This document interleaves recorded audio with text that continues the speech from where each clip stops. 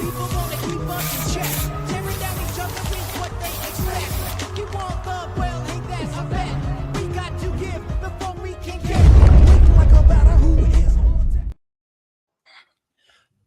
And welcome to Best to Worst. This is episode number 6. This is our Best Family Movies Part 4. We were finally able to get it all scheduled and meant to maybe come earlier this week, but it's just a matter of getting it scheduled because this show, it's just kind of like our floating show on the channel. So we just do it when it works best for our panel and when they have some free time to do it. So yeah, but if you're tuning in, thanks for tuning in. And that's why it's important to be subscribed and to hit the little bell notification. And if you haven't, go do that and keep track on all of our social media. That's all down in our description, and just follow us there so you can see things like this. We normally have shows Tuesday and Friday, but then we have stuff like this that just comes up just whenever we can do Hi, it. Malcolm. So.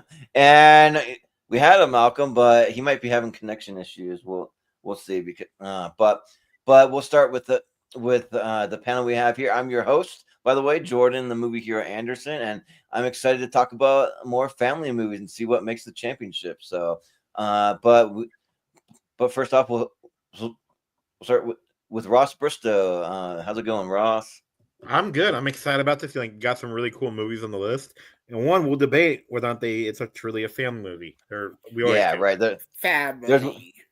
There's one for sure that's a family movie, but we also have Brian Nussbaum. How's it going, Brian? Going to let the rest of the family movie guy here. Perfect time for the Case Choice Wars, even like we're quite conventions out now. And yes, the other series, family films. Yeah, well, I heard something that like Chris Pratt had a really interesting speech because I saw a little preview of it, and he's talking about some religious stuff and telling people how to pray and like that's so easy, like to just pray if you need help. And at the end, he says, remember, like when people like to tell you that you're perfect just the way you are, now get out of here. Like we're all imperfect people or something. He like says some stuff like that. So I'm kind of like, I don't know. Like some people might like that because my dad saying he liked it, but other people might be like, oh, I don't know about that. So, but anyway, that's neither here nor there. We also have Malcolm Lay. How's it going, Malcolm? Yeah, this should be a fun one. There's one here that's absolutely not a family movie. Yeah, yep, I agree too. But I have seen every single movie on the list. I had 2 blind spots, and I watched them for this. So yeah, it'll be fun to talk about it. But how it's gonna work? I'm gonna bring up the tier chart here, and as you can see, we have all these movies here at the bottom, and then there's only 1 spot for each of them. We got a few extra tonight.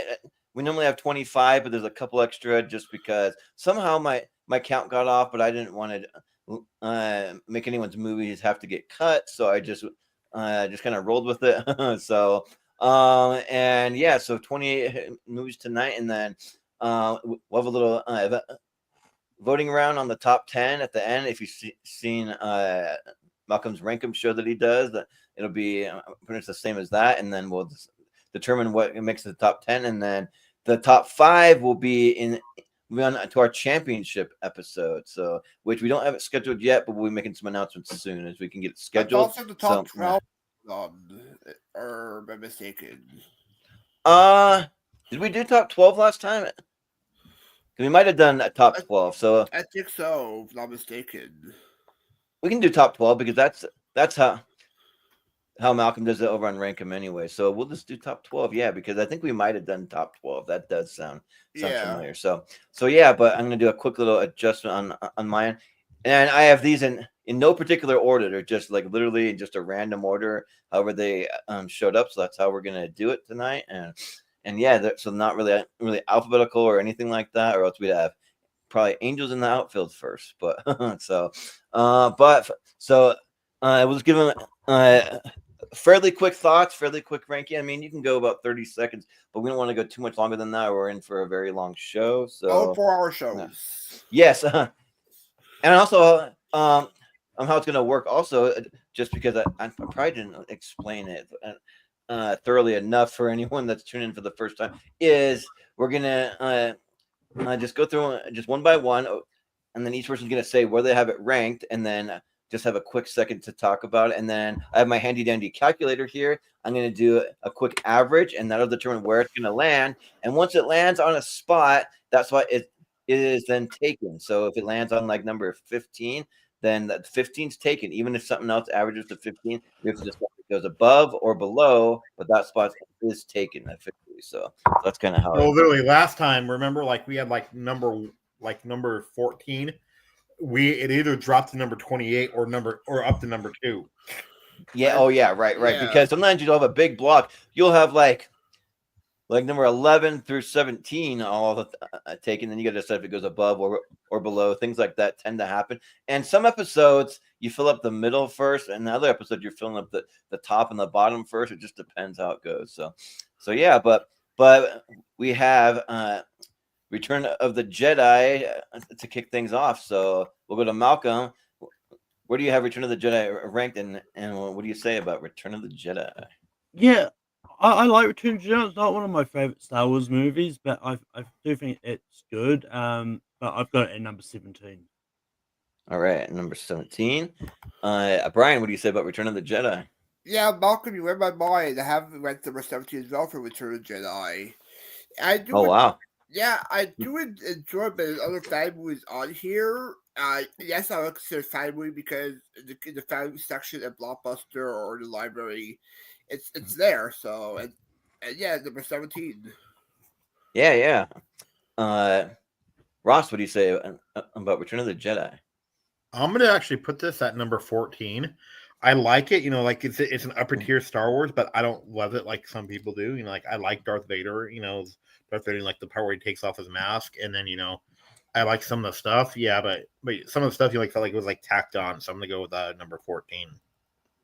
Yeah, and since we have a couple extra, we should be having Michael Wolfman Wyndham join us. He's dealing with a flat tire he got on the way here, or on the way to home to be here with us tonight. So yeah, so that'll give us a little time to speed through a few, just because we got a couple extra tonight. And for me, I am a massive Return of the Jedi fan. That's my favorite Star Wars movie of all time. I just love it because there's so many different things going on at the same time, but it works really well. Like when it switches in between, like they're on the moon of Endor, then there's a really awesome space battle that's going on with Lando Calrissian, and then you have Luke going to confront Lord Vader for the final time, and they switch back, and every time that they switch, like you're just right back in it, and you're just like, oh my gosh, this is awesome, and like almost like you haven't even skipped a beat. Like it's just really good storytelling. I feel like so the way that it's done. So I have it. People think like that like Ewoks are so cute. They're actually pretty vicious. Oh yeah. So Ewoks will like tear your heads off and then play your skull like a drum. Yeah, and then they'll also cook you alive. Yeah, right. Yeah, they'll do that too. Yeah. So and but I have it. With Davis who played Wicket in Star Wars. So. Oh yeah. But I have it at number 2 for me overall. So I have it very high. So that averages out to a 12.5 is what I have so far. So our first one on the board will be, and we always round up, so that'll be 13 for that. So it'll be at number 13.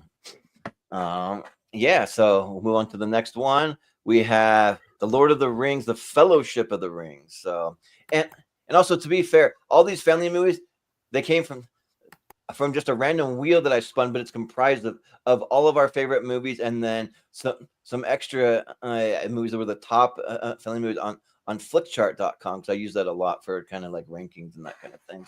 So yeah, that's where we got this random mix of movies, if anyone wonders. But we'll go to Brian. What do you say about Lord of the Rings, The Fellowship of the Rings? Yeah, for Fellowship, there is 3 movies. Sorry, Wolf, but it's not one movie. It's 3 films. Yes, Ross, it is. I'll say no. No, it's not. We asked John Rhys Davies. Oh yeah, right. He said it's all one film. So, anyways, I'm not the biggest Lord of the Rings fan. I mean, this would be good for teenagers who enjoy fantasy, but If you think about for children, I will rank it number 27 for me. Number 27. Wow. Okay. Yeah, not big Oh, of a race okay. fan. Wow. That's actually shocking compared to where I have it. You'll see in a minute. But Ross, what do you say? I don't think immediately family film, but it does make sense. You know, like, but I do love this film. I do love the Lord of the Rings film. It's all one film. So yeah, I'm gonna put it at number 10. All right, number 10. For me, I absolutely adore the Lord of the Rings. A trilogy, which I call it a trilogy, even though we have some other movies, but that's The Hobbit, and I kind of keep those separate. But the Fellowship, yeah, I think that these movies are just great, and they're some of the best storytelling ever put to screen. And I grew up watching these with my family. I mean, they came out actually when I was in high school, but even still, I watched it with all my younger siblings because I'm the oldest. And I feel like I'm gonna sneeze in a second, but yeah. So I have it ranked 3, 2, 1. at number 1. The funny thing is, usually when someone says that, I don't sneeze, but it's my number 1 overall. So, and oh man, it like feels it's like right on the verge. I hate that You know feeling. what I but hate the two like when you sneeze though, when you think you're gonna sneeze, right? And you don't, and you wake up like at 2 o'clock in the morning, or with me, I'm always up at 2 anyway. You like, and you just sneeze it randomly. yeah, right. But Malcolm, what do you say about the Fellowship of the Rings? I mean, first off, Lord of the Rings is absolutely 3 movies. Look, of course, Exactly. of course, he is going to say that it's one movie because it felt like one movie when they're filming it because they all filmed it all one spot, but it is 3 separate movies. It's But like yeah, Back to the and Future, 3 separate films. yeah, Yeah. but yeah, like Lord of the Rings, it's absolutely a family film. Like if we're considering Harry Potter for this, Lord of the Rings is in the same vein. And I would sit down for my family and watch Lord of the Rings all the time. And yeah, so I think it's great. I've got it at 10. Number 10. All right. So based on that, it's at a 12. So it'll go just above the other one up here, Return of the Jedi. So right at number 12. So there we go. We might have the The 2 middle. fantasy films. Yeah, so may have the middle kind of starting to fill up. We'll see. But we got one that's not a fantasy film, which is Home Alone 2, Lost in New York. We'll debate that. It could be a Yeah. fantasy. I mean, it's a fantasy in the way that those 2 burglars should have been dead, and And then also like too, that you know, like is like how many things that they had to do though, you know, like to make him be by himself, you know. Yeah, that is true. But And also but the 2 Brother Ficker films here tonight. yeah, true. Yeah, the pigeon lady. Yeah, but we'll go to Ross first. What do you say about Home Alone 2, Lost in New York, and where do you It's have my it ranked? favorite Home Alone movie, so I have it at number 4. I just think Mm. it's like, you know, like it's the perfect encapsulation of fan movie because like it's where like kids and adults can enjoy it on different levels. So yeah, I'm gonna go with number 4. It's if it were a Christmas movie ranking, it'd be a lot higher. number 4 Yeah. out. That would be good best to worst actually, Christmas films. Yeah. That's Actually, Christmas they did adjacent that. too. Yeah, but there might be something to keep in mind actually. But I promise that this was all just totally random. But this is my number 3 movie, so it's my 1, 2, and 3 right off the bat, and I'm a massive Home Alone fan. I'm probably just slightly more of a Home Alone 1 fan, but which Brian pointed out before we went live that we haven't had the original Home Alone on here yet, but it might show up maybe in the championship because we are going to pull a couple extra. We're going to pull 5 wild cards from a flip chart. So I don't know yet. I still got to consult the website, but yeah. I think Home Alone 2 is great. I think that like all the stuff where he's messing with the hotel staff and like Tim Curry and Rob Schneider and like all that stuff, and like the snuffy Al Leo, little Mo with the gimpy leg, like just all that stuff. Bob, Cliff. Yeah, that's a lie. Yeah. But yeah, there's some like some really cool stuff. There's another thing about a cheese pizza because you got to have some parallel. Pretty much everything parallels. the first movie, but they do it kind of bigger and like with a slight twist or something to it. So yeah, so that it is my number 3. But Malcolm, what do you say about Home Alone 2: Lost in New York? Yeah, no, I think Home Alone 2 is great. And I think it's a lot of fun. And yeah, I've got it at number 7 for me. All right, number 7. And then Brian, what do you say about Home Alone 2? Credit card, you got it. I have Home Alone 2 ranked number 3. Actually, it's my favorite of the series.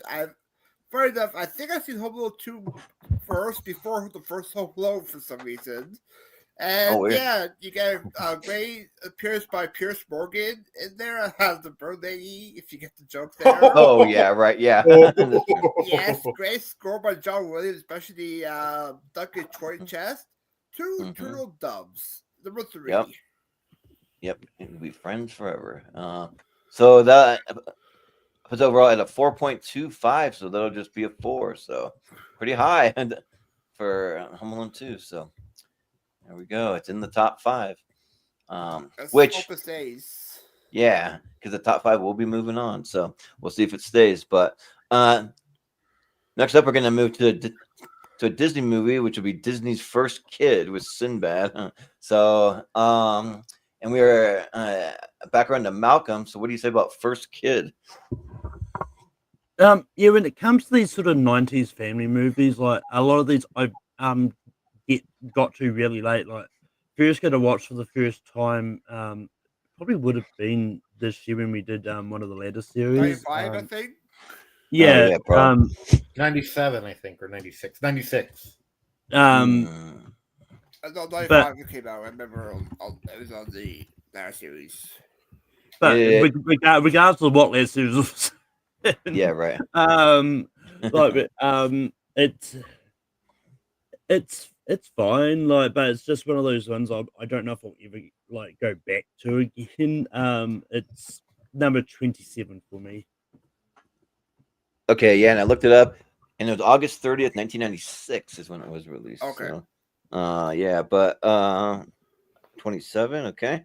Brian, what do you say about First Kid? Yeah, speaking of Sinbad, he's in the new Netflix film with George B. Henson on that one. I believe it's called Straw. Oh, yes? Yeah, Oh, Straw. It's a Netflix. Tyler Perry one. Yeah, Ah. I do like First Kid. It's been a long time. I have my number 19 for me because it does feel like a kid's fantasy of being a kid in the White House, being next to the president. So I have it right number 19. All right, sounds good. Ross, what do you say about First Kid? I do like this movie. In fact, like I saw in the theater, and then like this was actually the first movie I ever watched on Disney Plus. Because I said I haven't seen this since it came out, and like I actually liked it more as an adult because I didn't really get the jokes about like they say, "Sir, this is a black tie event only. I'm black and I'm wearing a tie."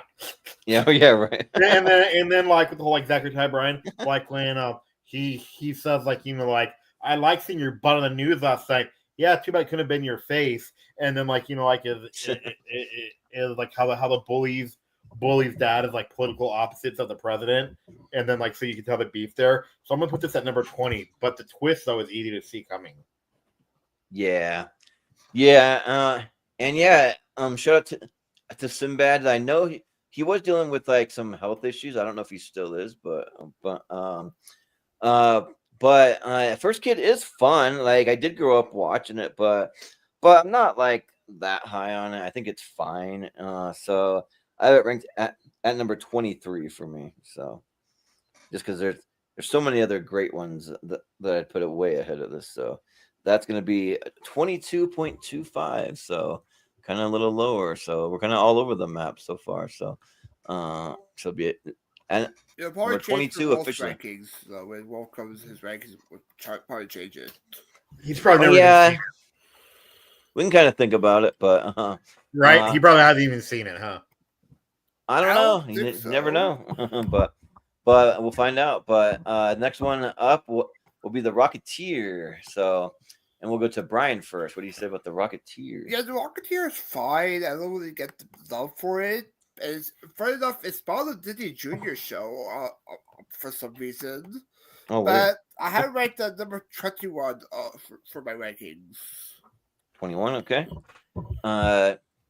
Ross, what do you say about the Rocketeer? I love this movie. I love how it's a Disney movie, but back when Disney actually had some cojones, to do like violent deaths.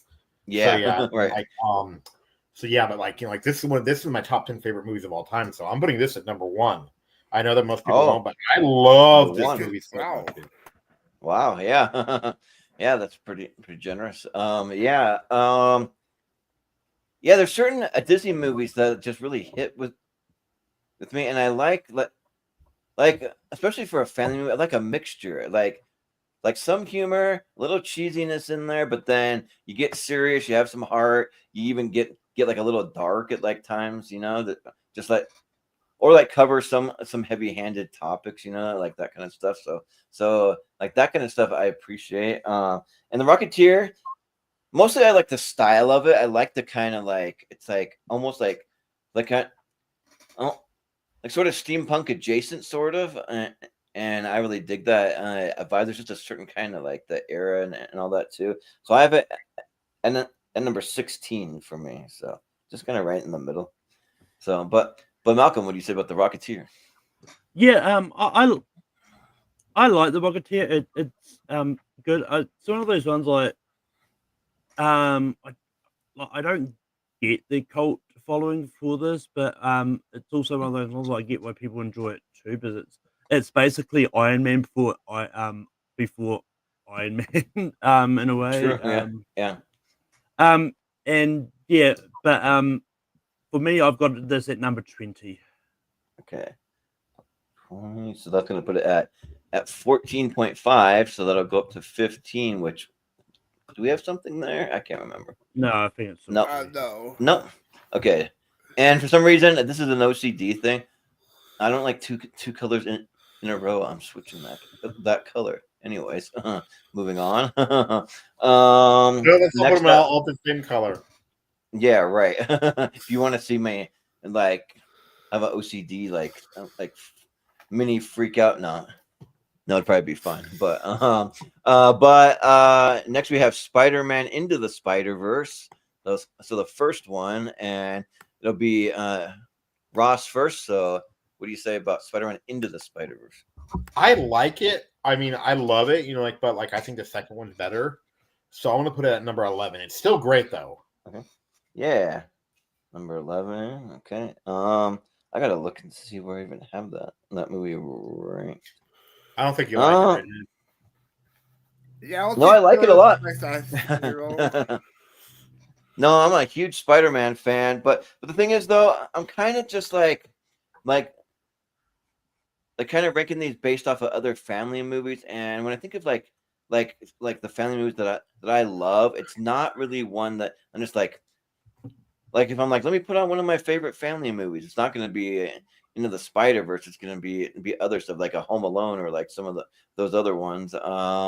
And so I mean, but I do still really like it. It's just like a combination of it. But the animation style is great, and I think that the story works really well, and it's really cool. Like having the Spider-Verse, because and that just means almost anything's possible.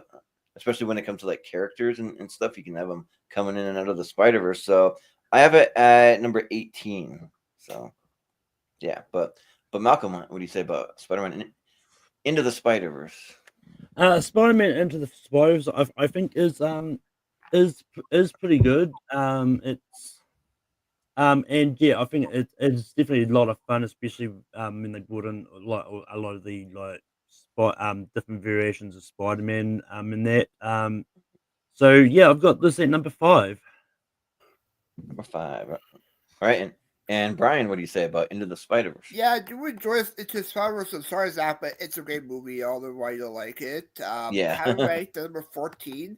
It's great animation. I met Shanique Moore, who voiced Miles Morales, and for those Simpsons fans, they did a great Into the Spider-Verse parody called Into the Homerverse for Cheers Horror.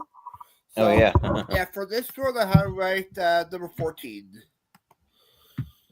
All right, so that brings it up to an average of 12. So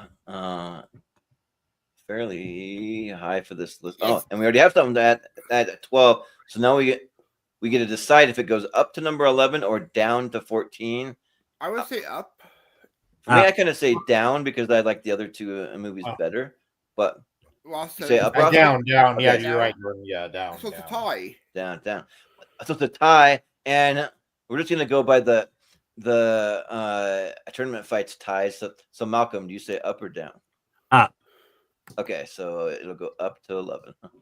So, which is good because it'll still stay in that top 12 to be voted on later. So, but up next we have It's a Wonderful Life, and this one will be me first, and so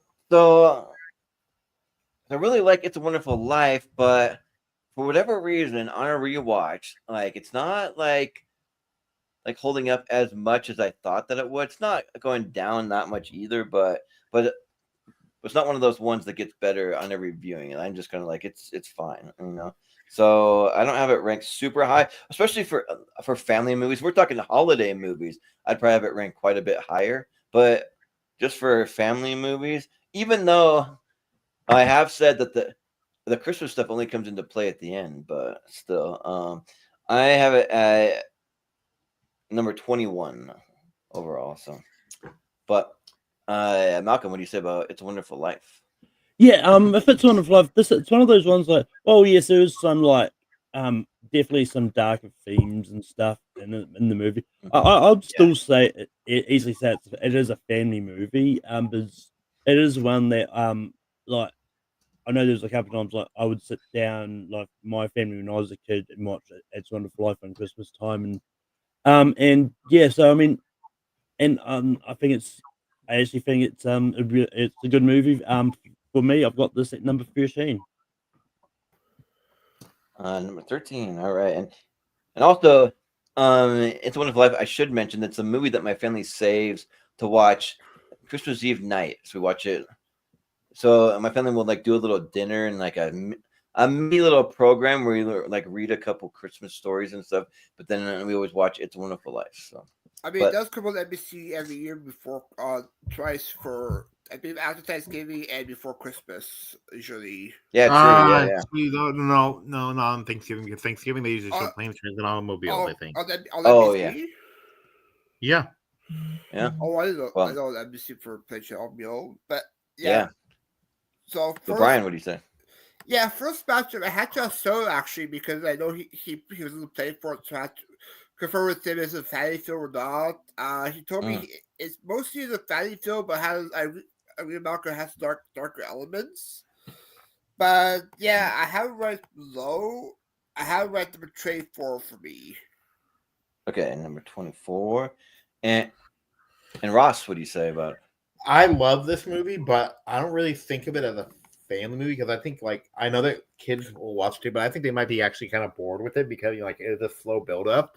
So I'm gonna put it at number 25. Ooh, number 25. Okay. I do enjoy So, the SNL sketches of It's a Wonderful Life though. oh yeah, the like alternate ending where they go like Mr. Potter. like beat the hell out of Mr. Potter. Yeah, Mr. Potter, you're a swindler. You swindle us all. Yeah. But that'll be 20.5. So that'll be a 21, just above First Kid. All right. So there you go. But next up we have the Goonies up next, and it'll be Malcolm first. So what do you say about the Goonies? Yeah, I came to the Goonies late. Like, well, it was released around the same that same time I was released. Yeah. But it's just Same one of here. those. It's just one of those ones Oh, I never. really? Okay. It's just one of those ones I never came to until really late because I watched it for the first time a few years ago. And it's fine. I don't get the love for it. I think it's just one of those ones like it's okay. It's an okay adventure movie. It's 19 for me. All right, number 19. Brian, what do you say about the Goonies? Yeah, I'm not a big fan of the Goonies. I find it overrated because I came to it pretty late. They're doing a sequel for not sure why. Not sure why, maybe because the fans demanded it. But I do enjoy some of the characters. Though. I do enjoy Chuck and Sloth, Ruth Baby, Ruth. I do enjoy the opening score as well. That one, but Yeah, for me, I have number 13. yeah. Well, I demand it, Brian. I demand a sequel for the Goonies because I love the Goonies. Of course you do. So, which I'll talk about in a minute. But Ross, what do you say about the Goonies? I came to it late too, but and it took me a while to really love it. And I rewatched it, and I enjoy it every single time. I watched it last week for its 30th anniversary, 40th. Sorry, yeah, but the Goonies is great. Yeah. And then actually, who I was telling Jordan this in the chat. Ma Fratelli, right? She died 3 years after this movie at the age of 59. She looked yeah. She was 59 when she died. She looked a lot older than that. But yeah, 59. She looked like she was in her 70s. Yeah. Yeah.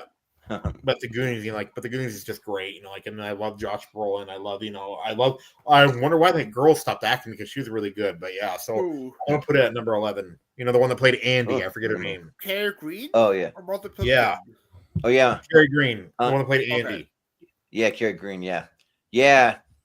So I'm a huge Goonies fan. I think that it's great. I think that the Goonies create something magical for me. I think that it's really cool. And I've been to all the Goonies filming sites. I've been to the house. They have a Goonies museum that's in Astoria, Oregon that you can go to. I've been to where the ship comes out at the end of the Goonies, and they have the big rocks out in the ocean, and the story has a lot of cool filming spots. Yeah, apparently you can actually cross the streams in terms of movies too. If you stand at a certain spot where Kindergarten Cop was shot, you can literally see the Goonies house from the Kindergarten Cop school. Oh, nice. Yeah. And the guy who the lady who used to own the Goonies house, she was this old curmudgeon lady that was literally was known to come out with a shotgun and chase people off. But then she recently sold the house, and the guy that I bought it, you can watch YouTube videos of it. He's awesome, and he's restoring everything, and he wants to make it this place with the movie fans. They can come and they can see all the different parts of the house. And he even bought at the end of the movie that they have Chunk and it's like Chunk and Sloth go off to go live at Chunk's house. So he bought Chunk's house also, and he's filling it up with all this cool stuff, and he's restoring it back to its original, the way it looked and all that stuff. So that's awesome. And yeah, the Goonies has a great cast too. I mean, who doesn't love Kiwi Kwan? He's so likable. But then, Corey Feldman, the great actors, especially from the 80s. And then, of course, Josh Brolin and Sean Astin. The cast goes on and on and on. There's so many great actors here. So I have it at number 10 for me. So I would have cut out though one line of dialogue, only because it doesn't make sense. Is because there was a deleted scene with the octopus, right? Yeah. And they talk about the octopus in the movie. That's the only line I cut out. Okay. Yeah. True. They do kind of reference it once. Yeah. But I think I want to make sure I have this right. Just one more time, everyone tell me what you have it ranked, because I was getting a weird number when I averaged it. Would you have it, Malcolm? 19. Okay, 19, and then 13. Brian, 13, and then Ross, 11. 11. I had it at number 10. So okay, there we go. 13.25 is what I have it at. So that'll be right at 13. Yeah, we had nothing in between. At first, I was getting 10, and I thought that seemed a little high. So I was like, so actually, we have Return of the Jedi. So we have to decide if it goes up to number 10 or if it goes down to 14. I would probably put it down at just one spot. Down. Yeah. Did you guys hear the story though about Everything Everywhere All at Once? You know how actors have to sign their contracts, right? The guy that played Chunk actually did Kiwi Kwan's contract because he's an entertainment lawyer now. Oh yeah, that's right. Yeah, that's cool. Yeah, Jeff Cohen or whatever. Yeah. But But next we have Chippendale Rescue Rangers, and it'll be Brian first. So what do you say about Chippendale Rescue Rangers? Yeah, I do enjoy Rescue Rangers. I haven't seen the series, but I watched the film and I did enjoy it. It's like a good Roger Rabbit good double feature with that and Roger Rabbit. People say it's better than Roger Rabbit. I don't think so. I think it's good double feature. But yeah, I do enjoy the cameos from like South Park. The whole Seth Rogen cameo is great. I had it ranked at number 9. Number 9, all right. Ross, what do you say about Chip and Okay, Dale? the first time I saw this, I liked it, but then I actually read, like about the whole thing with the Peter Pan, and I find it disrespectful. So number 27. Oh, really? Because like you remember how now like he says you know like I don't know like he says that now like like he's a former drug addict and stuff, right? Oh, and, like, yeah. If you know the real story, the guy that played Peter Pan, he died of drug overdose. Oh, okay. Driscoll, right? Well, yes. Yeah. Well, for me, I just love the voice cast that they got and like the different people that they play. Like you literally have an ugly Sonic voiced by Tim Robinson. So if you're a fan of that humor, which is cool. And then I mean I'm a big fan of. I thought Jason Mantzoukas. No, it's Tim Robinson. So Jason Mantzoukas might voice something else, or maybe he did it. Yeah, so. but Let me double check. Yeah, but and then I'm also a huge fan for Chip and Dale. You have John Mulaney and Andy Samberg. I think that's great voice casting there. And then, and I think that it's just fun all the way around. And I do kind of put it on the same level as Roger Rabbit. I don't put it higher than Roger Rabbit because Roger Rabbit's great, but I put it like pretty much on the same level. And then even like Monterey Jack, I really like Eric Bana as the voice for that. And then you have like iconic voice casts all over the place coming back to like reprise, like Jim Cummings comes back. He's like the fat cat. You have Tris McNeil. Yeah, you got a bunch of people like that. So yeah, I think that's really fun. Jory, you're right. Actually, I checked it. Jason Mantzoukas was not in it, so I made a no. Okay. Yeah. That's all good. Rabbit ranked at number 6. So yeah, but Malcolm, what do you say about Chip and Dale Rescue Rangers? Yeah, I mean, I think it's one of those ones. I don't think they intentionally. I don't think they knew about the whole Peter Pan stuff when they made this. But I think it was, the movie itself was great. It's definitely one that I've watched a lot of times since, and I absolutely love this movie. It's a number 4 for me. Yeah, and spoiler alert, but Roger Rabbit's actually in the friggin' movie, yes, voiced by Charles Fleischer. So I mean, there you go. So I think that's awesome. So. Also, it's going to be the Seth Rogen terminated as well, right, Jordan? Rescue Rangers. In the what? Rescue should be the Seth Rogen tournament coming up, right? Oh yeah, Seth Rogen tournament. Yeah. We got Seth Rogen versus Will Ferrell coming up. Yeah. So they'll average out to 11.5, and I believe there's something at 12. Yes, there is. So, so it's 12. For me, I'd move it up also. But what do you guys say? Up. And you, Ross? Lower. Yeah. Okay. I was about to say it's getting a bit lower. Yep. But Ross, you talk about your hatred for Peter Pan. So I thought you meant Hook for that one. Yeah, I was gonna say. Yeah, I thought that you're a big Hook fan, but I get it just because you respect it. Yeah. Well, no, it's more about the actual real life story behind the voice acting behind Peter Pan. That's what Hook was getting at. Yeah. But next up we have The Princess Bride, and it'll be Ross first. So what do you say about The Princess Bride? Oh, I love this movie. I just rewatching like with my girlfriend because she'd never seen it, and then like watching it again. It's so funny because like I never noticed it. The dialogue almost is on this weird wavelength where like where like every single line of dialogue builds into something, and then never really stagnates for me. So I'm gonna go with number 6. I love this movie, and it's a great family movie, And plus, this is the only time where I've seen a blockbuster have 3 copies of it, right? But they had it in like 3 different sections. They had an action, in comedy and family. Okay. No, Nice. no romance.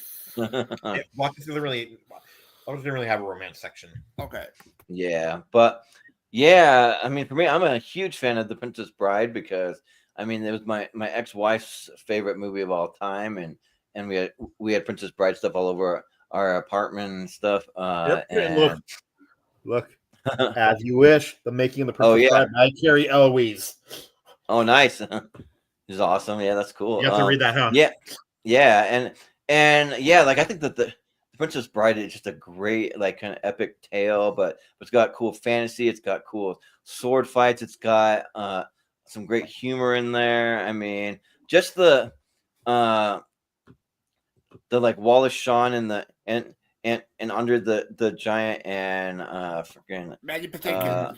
yeah the Inigo Montoya, yeah, just like those three together just like works so well for me. And then you meet up with like Billy Crystal partway through, and you're kind of switching back and forth back to Fred Savage and his grandpa, and then you got the romance. So I feel like this is a movie that can appeal to so many different age groups and different people that like different things. So yeah, so I have it ranked number 9 for me. So yeah, but Malcolm, what do you say?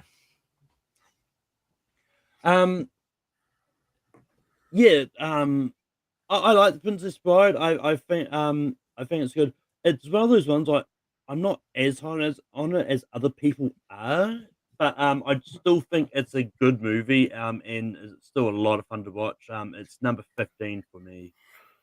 All right, 15. And then Brian, what do you say? Yeah, like also, I'm not a big fan of Princess Bride. I think it's overrated, but I do enjoy some moments. I do enjoy Manny Patinkin as Inigo Montoya and Andre the Giant and Manuel Peanut. Yeah. And also, I do enjoy Billy Crystal interaction with Andre the Giant. Actually, I'm going to call the Boost Squad. I'm on the Boost Squad. You're on the Boost Squad. Yeah. Yep. And also, I do enjoy Maurice LaMarche as the grandfather, the Pierre Falk one, if you get the joke there for 2. Oh yeah. Yeah. So I have it right number 15. Yeah. Okay. 15. So overall, it'll be 11.25 again. So we're getting a lot of movies in that range. So we'll see. You know how like how I talked about Australia, right? You know how I talked about Australia being its own country? Mm-hmm. It wasn't its own country till like 1850s. Yeah, true. Yeah, but so as a number 11, so do we go up or go down? I say go up because it's kind of it's only 2 spots away. But Malcolm, what do you say? Down. Okay, well the majority has it, so it'll be up to 9. And then we'll move on to Here we go. Jurassic Park. We'll see what happens here, and it's me first, and this one's tough because Jurassic Park is my number 3 favorite movie of all time. I think that it's just an amazing movie. Or actually, no, it's my number 4 of all time. But even still, the thing is though, I don't consider this a family movie like at all. Like I just don't like. This is one that I'm just like probably out of any movie that we've had so far on this, I'm like, this is not a family movie. This movie can frighten children. Like it's just, and I know that like Wolf was the one that put it on, so he's not here to defend it. But yeah, but like I just don't see it. I mean, like my sister, she's the youngest of my family. She got like terrified just going on the dinosaur ride at Disney World, and then like seeing this, I imagine like she probably had some nightmares, and like I just think a lot of kids would just have a hard time with it. Now, teenagers and like all ages of adults, sure, but like I just think that's more of like an action kind of drama sort of thing, or even horror. Yeah, true. Yeah, so like all those 3. So yeah, so just because of that, I have it ranked pretty low. I have it ranked at number 27. This is a family thing. And I don't do that like every time, but I'm doing it here. So yeah, 27. But Malcolm, what do you say? To me, this is not the one that's most egregiously not a family movie. Like Wow. Look, it's PG-13. It's parental guidance. Like so I mean it's not a like. Well, I would easily considered as a family movie. Like kids love dinosaurs, and it's one of those ones like dinosaurs are not supposed to be cute and fluffy like Barney. No, like That's and, what but that's what we're thinking before you put it on. That's and, right. and it's one of those ones like and because of the way like it's one that families can enjoy and um like well yeah like I probably wouldn't put it on for the kids to watch on their own, but I would easily show it to them like if I'm in the room with them and sure. so to me it's absolutely a family movie and it's my favorite movie on this list. It's number one for me. Oh wow. Really? Yeah. Well, I mean, yeah. I mean, for me, like, as a parent, like, I would easily show this to kids, even though I'm no, because I'm just kind of that kind of maniacal like a person. Like, I don't care if it scares kids; they're gonna watch it because this movie rules. So yeah. I don't know. I always think about the kids' feelings, and I should a little more probably, but Brian, what do you say? Actually, I would say the other most egregious movie on the series probably Casablanca we had like last episode Yeah, for best yeah, that worst. one was kind of up there. But yeah, this is for me definitely not a family movie. If you show it to little kids, they could get nightmares. Like for Yeah. example, for the New House of the Dragon film, when I was raised, I saw these two kids go in and one of them had to go out crying because they were terrified of the dragons in live action. And yeah, and we've also last night they could get nightmares. I had my number 28. Oh, okay. Number 28.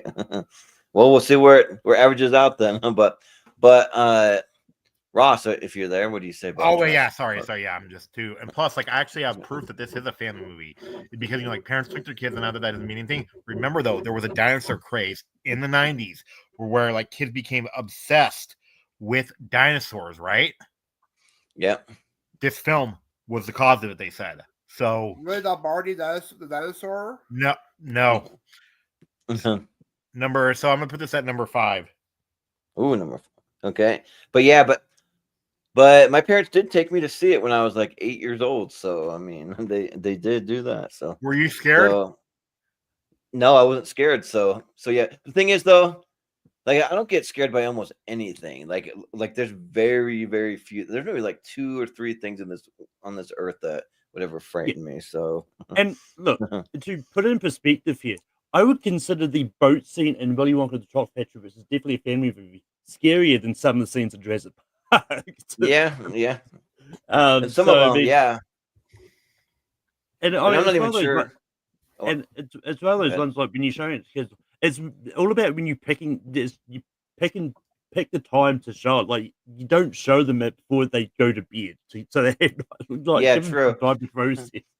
Yeah, right. Because for me, like I'm trying to think of what the scariest part is. Probably the T-Rex scene, maybe. I don't know. The raptor stuff though is And that jump scare, too.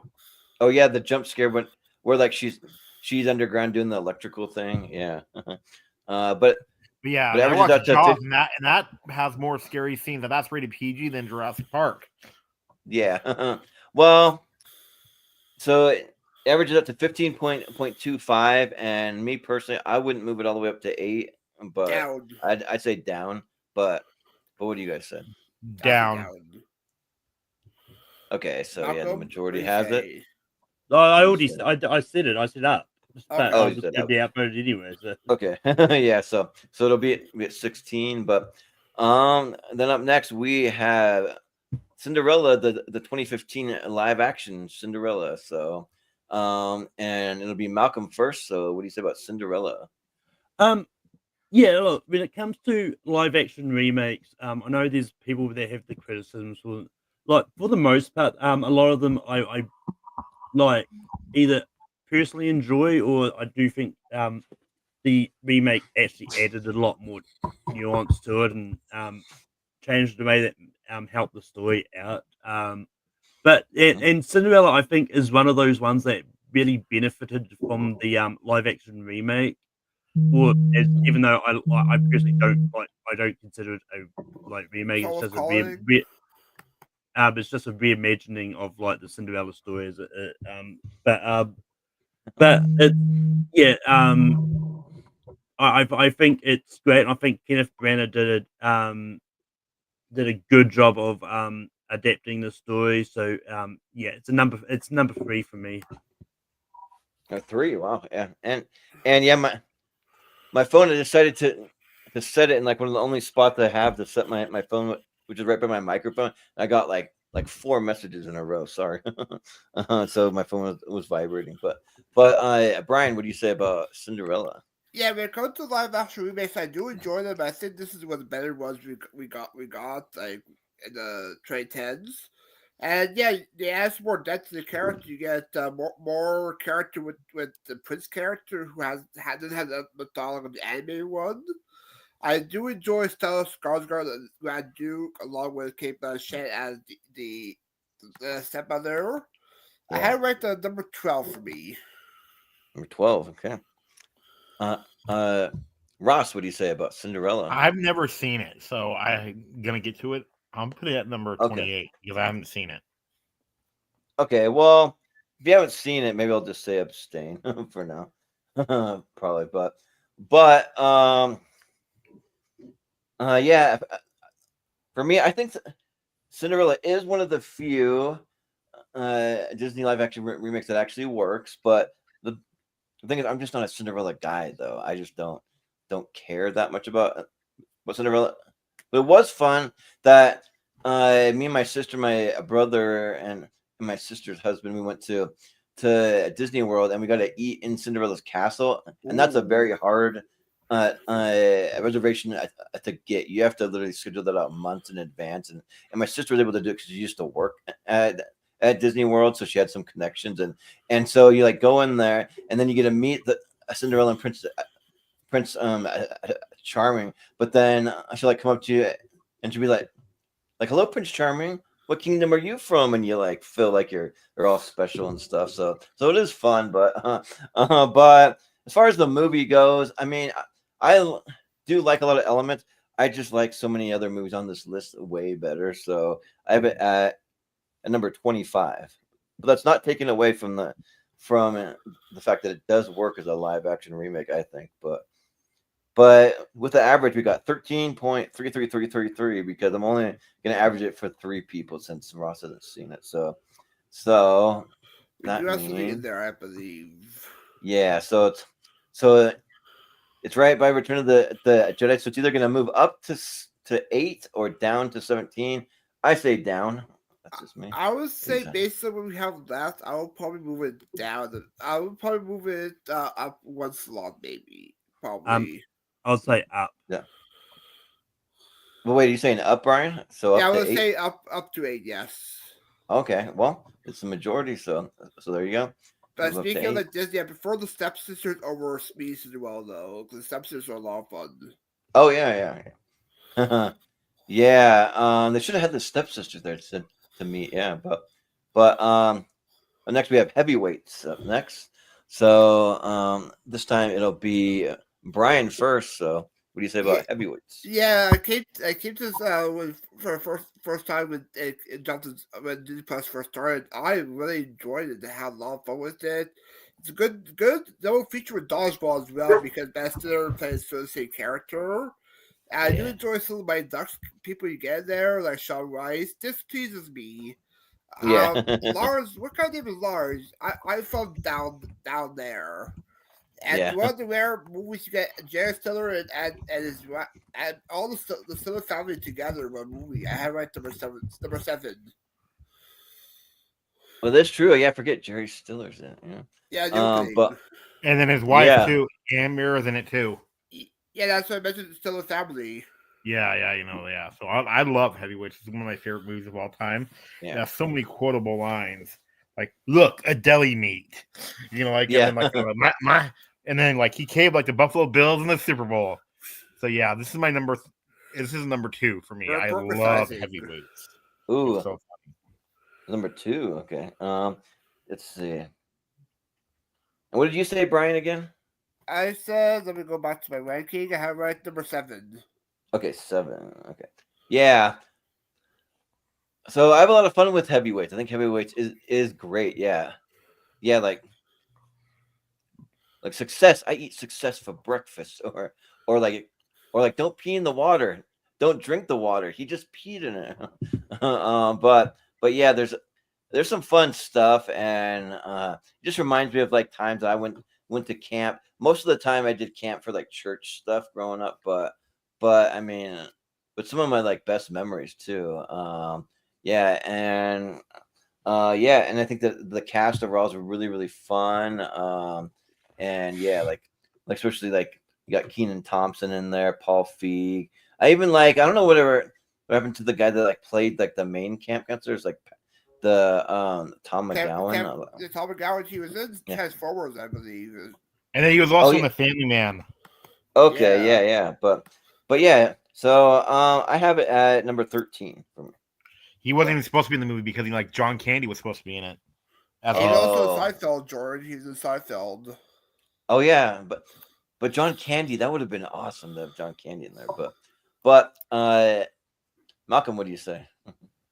Yeah, I came to Heavyweights really late. I think I watched it for the first time when Disney Plus started, because I think everyone was raving about it, and I think it's fine. Like if I'd watched it back when it first came out, maybe I would have had it this much higher. But for me, it's number 26 for me. Okay, 26. So that puts it at 12 again. We're getting a lot of 12s and 13s. So we'll see. Do you guys, where it goes. how though? Do you guys really see that though? John Candy as like Pat Finley. Yeah, I can see it totally.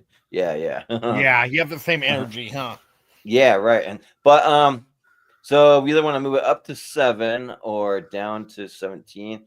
I would probably move it down just personally, but what do you guys? Yeah, say? down, but Down. Basically we have last down because there's some films that should be in top 5. Yeah, right. All right. So up next we have Angels in the Outfield. So this time it'll be Ross first. So what do you say about Angels in the Outfield? I like it. It's good. It's very good. And I love like some aspects of it. Like I love Ben Johnson as the owner, and like in the 90s king of sports villains, J.O. Sanders. Oh yeah. So I guess your dogs love J.O. Sanders too, Malcolm, huh? Yeah. Yeah. I have this like at number like 15, but yeah, it's a good movie, and like it finally came to Disney Plus after years. Yeah, right. Yeah. This anniversary last year, I believe. After years, yeah, which is weird. Yeah, but you just like the 94 Jungle Book is still not on Disney Plus, if you can believe it. Jeez, yeah, that is. And yeah, kind of baffling. as well, like Aladdin or House of Mouse on Disney Plus yet. Yeah. Something. Would you guys call though J.O. Sanders the king of 90s Disney sports movies? He's in a lot, yeah, because he's also in The Big Green. I can't remember what else that he's in, but yeah, he plays like a villain in sports movies a lot. Yeah, right. But he was the announcer, right? What? Yeah. He was the announcer. Yes. Okay. Yeah. But yeah, what I love Angels in the Outfield. I think that's great. I think that it's so good. I think that it's a really just like heartwarming but fun story and funny. Like I mean, Christopher Lloyd's great in it, but then like Neil McDonough being the goofy guy, will I win? And he's like shaking the like 8-ball thing, and then you get like Matthew McConaughey's in there, Tony Danza's in there, and then Justin Gordon-Levitt. We got Danny Glover, which when we saw Danny Glover at Salt Lake Fan, I almost wanted to go say something about Angels in the Outfield, but I should have. And then you have Adrian Brody too. He's in there. So yeah, I mean. And that one line too about Tony Danza's character. Remember, that is so heartbreaking as an adult. Oh, when he's like, you used to be Mel Clark. Yeah. No. It's when he says like he's gonna be joining us soon. The smoking and the drinking for years.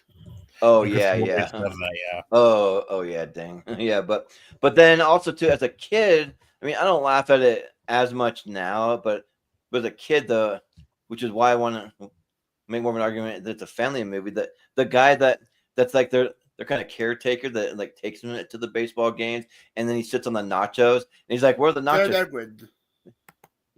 But yeah, and he's like, "I'm saving them for later," and he's like, it's nacho butt or whatever. So as a kid, I used to like quote that and like call people that and stuff. But yeah, so and it's the other Brenda Fricker movie. So there you go. Yes. so yeah, but Malcolm, what do you say about Angels in the Outfield? You're muted. You're muted. Yeah. Oh I've got wait, no- sorry. I I've forgot got to no- say that I have it ranked at number 7. Sorry, I forgot to give my ranking. So, anyways, you can go ahead, Malcolm. Yeah, I've got no doubt that Angels in the Outfield is a family movie. I watched it for the first time, specifically for this. And yeah, it's okay. Like I don't find it funny. It's actually not on Disney Plus for me yet. For whatever reason. Interesting. But Weird. but I do find the logic issues Get to like the Angel. I like the Angels is like, oh yeah, we'll help you get to the championship, but we're not going to help you win the championship. It's like the logic is not there. It's like it really isn't. It's 25 for me. Well, it's kind of like growing up in a religious household. It like kind of God will help and help you sometimes, but in the end, you got to make it yours. Yeah, and yourself. just like He can't help you the whole way. just like if you read the book Angels and Demons, remember there's a line about like these two priests are talking and they ask, why didn't God solve all of our problems? And then they say, would you rather have him learn from his, let's say you have a son and then like he falls skateboarding and like he breaks his leg. Would you rather fall behind him and tell him not to do things? Or would you rather have him learn from his own mistakes? And the guy goes, learn from his own mistakes. And he goes, there you go. It's kind of the same thing, huh? Yeah, it's kind of similar, but would you say for your ranking again, Malcolm? Sorry, I think I missed it. 25. Oh, 25. Okay. Brian, what do you say about Angels in the Outfield? Yeah, I watched this for first of last year when me and Jordan did our versus for the family movies tournament, and I actually loved it. Who knew that after being homeless for a while, the bird lady would end up being a home like a children's support person. Yeah, But, right. Yeah, I do enjoy the score by Wendy Element, who also did Billy Madison and some family movies. And yeah, Christopher Lloyd's had a lot of fun, especially taking out the ball game sequence is fun. And yeah, I always think of this sign for Angels in the Outfield. I have it ranked number 6. Ooh, number 6. All right, and yeah, it's like that. The bird lady went from being homeless to helping children find a home. Exactly. And why else? Okay, what Yeah, happened to that? I think I looked it up in that. That was the only kid's movie, and I'm like, he was good. You know, the one that his friend. You know, what was his name JP? again? I forget. Oh yeah, JP. Yeah. Yeah.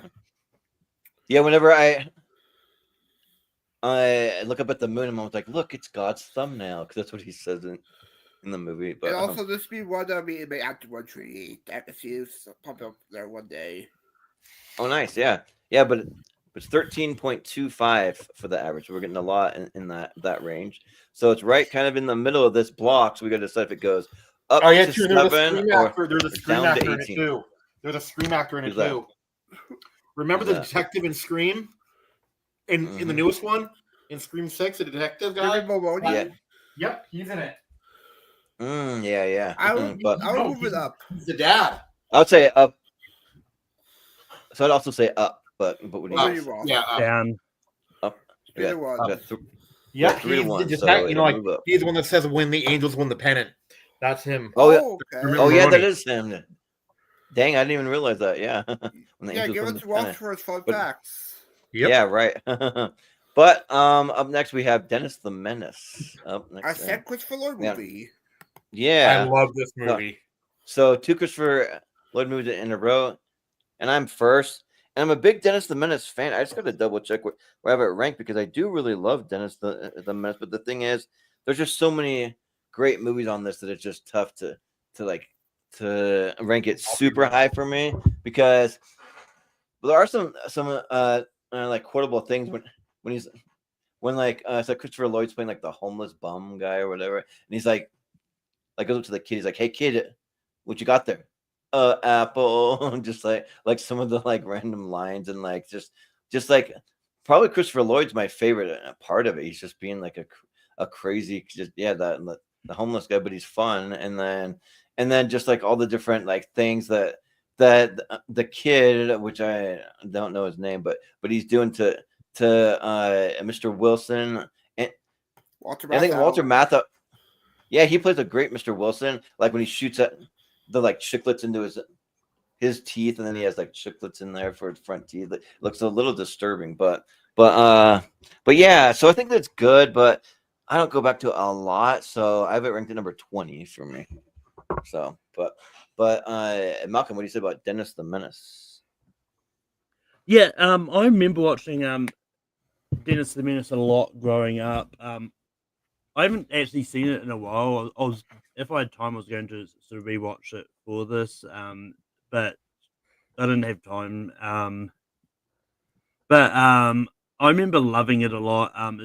It's just one of those cases where there's a lot of other movies I like a little bit more than it. So it's number 18 for me. Okay, yeah. We also like too when like Dennis is like trying to tie up Christopher Lloyd, and he's using like the crazy knot that he can't get. Because at the Boy Scout, I appreciate that because we got to do a lot of knot tying as a Boy I want to Scout, know something funny too though about it. In the SNES game, right? Mr. Wilson looks like Saddam Hussein. Oh, geez. No, That's weird. look, tell me that is not. Wait, hang on. Let me figure out how to do a full screen. It's there you go. Yeah, right. Doesn't he look like Saddam Hussein a bit? Yeah. Let's see. Yeah. There you go. Yeah. Yeah. When I'm running both parts, I have to make my screen full screen and then click on the person to do it as a solo. But yeah. Brian, what do you say about Dennis the Menace? Yeah, it's just you can pay a pie to destroy stuff, but Deathmatch he does destroy stuff, and you enjoy there. But anyways, I do enjoy Deathmatch. I grew up with Deathmatch Trust Again for me. I do enjoy pieces of it, especially Christopher Lloyd. I have it ranked at number 16. Okay, 16. Well, I probably like it more because he's a human and not like a wacky like animal. so yeah, but Ross, what do you say about Dennis the Menace? I grew up with this movie and like I didn't realize how funny Mr. Wilson was until I was an adult, because the scene where like he's telling the kid just no to everything, and he goes like, "You want to play Army?" No. Yeah. And I love and then like R.I.P. to Joan Plowright and like Mrs. Wilson. She died this year at the age of 95. And she's also in 100 Dalmatians.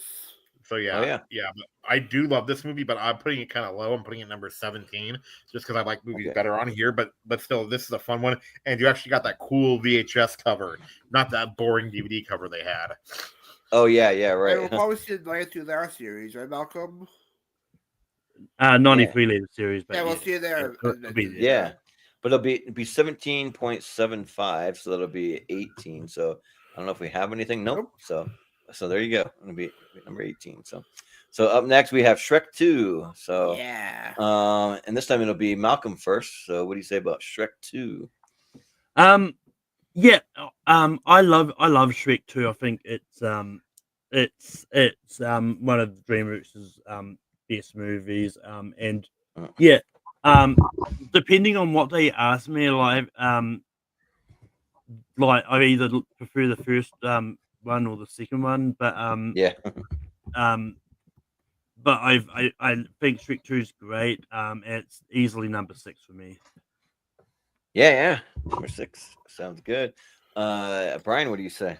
I love Shrek 2. It's my favorite of the Shrek films.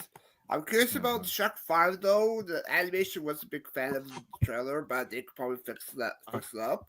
But I also love the Holy for Hero sequence with the whole back and forth with the figure of singing while Shrek is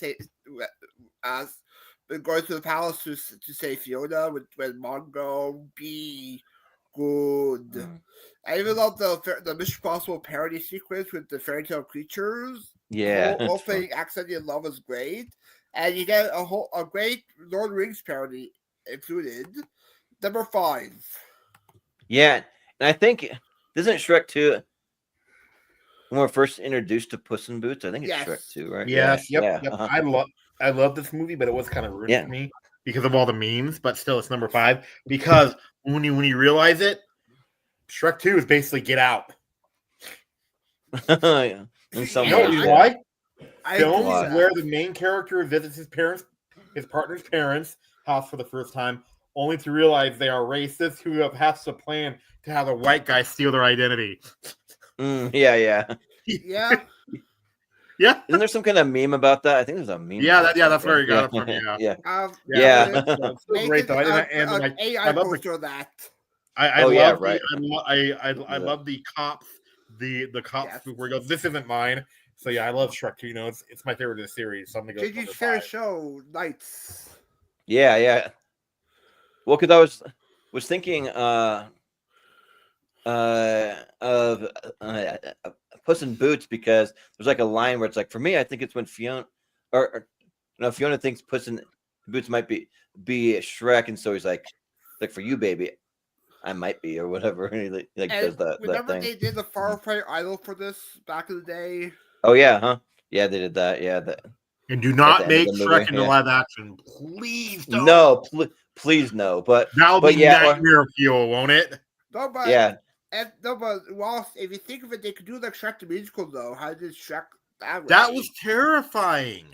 Yeah, it's Because true, did you but see the people that Fanatics that were dressed up as Shrek as the Shrek couple, right? Remember they were walking around? oh yeah, huh? Yeah, I saw that. Yeah, they were creepy though, huh? Yeah, but I think it's my favorite from Donkey too. When he's like a steed, she called me a steed, or when he's like, "Oh Shrek, don't worry, the thing that just seemed bad because it's dark and rainy, and Fiona's father hired a sleazy hitman to whack you." You know, there's just like so many great lines. So You know yeah, what joke I would include for the adults though is when like he was a horse and then like he says, "I hope I don't end up in somebody's bed."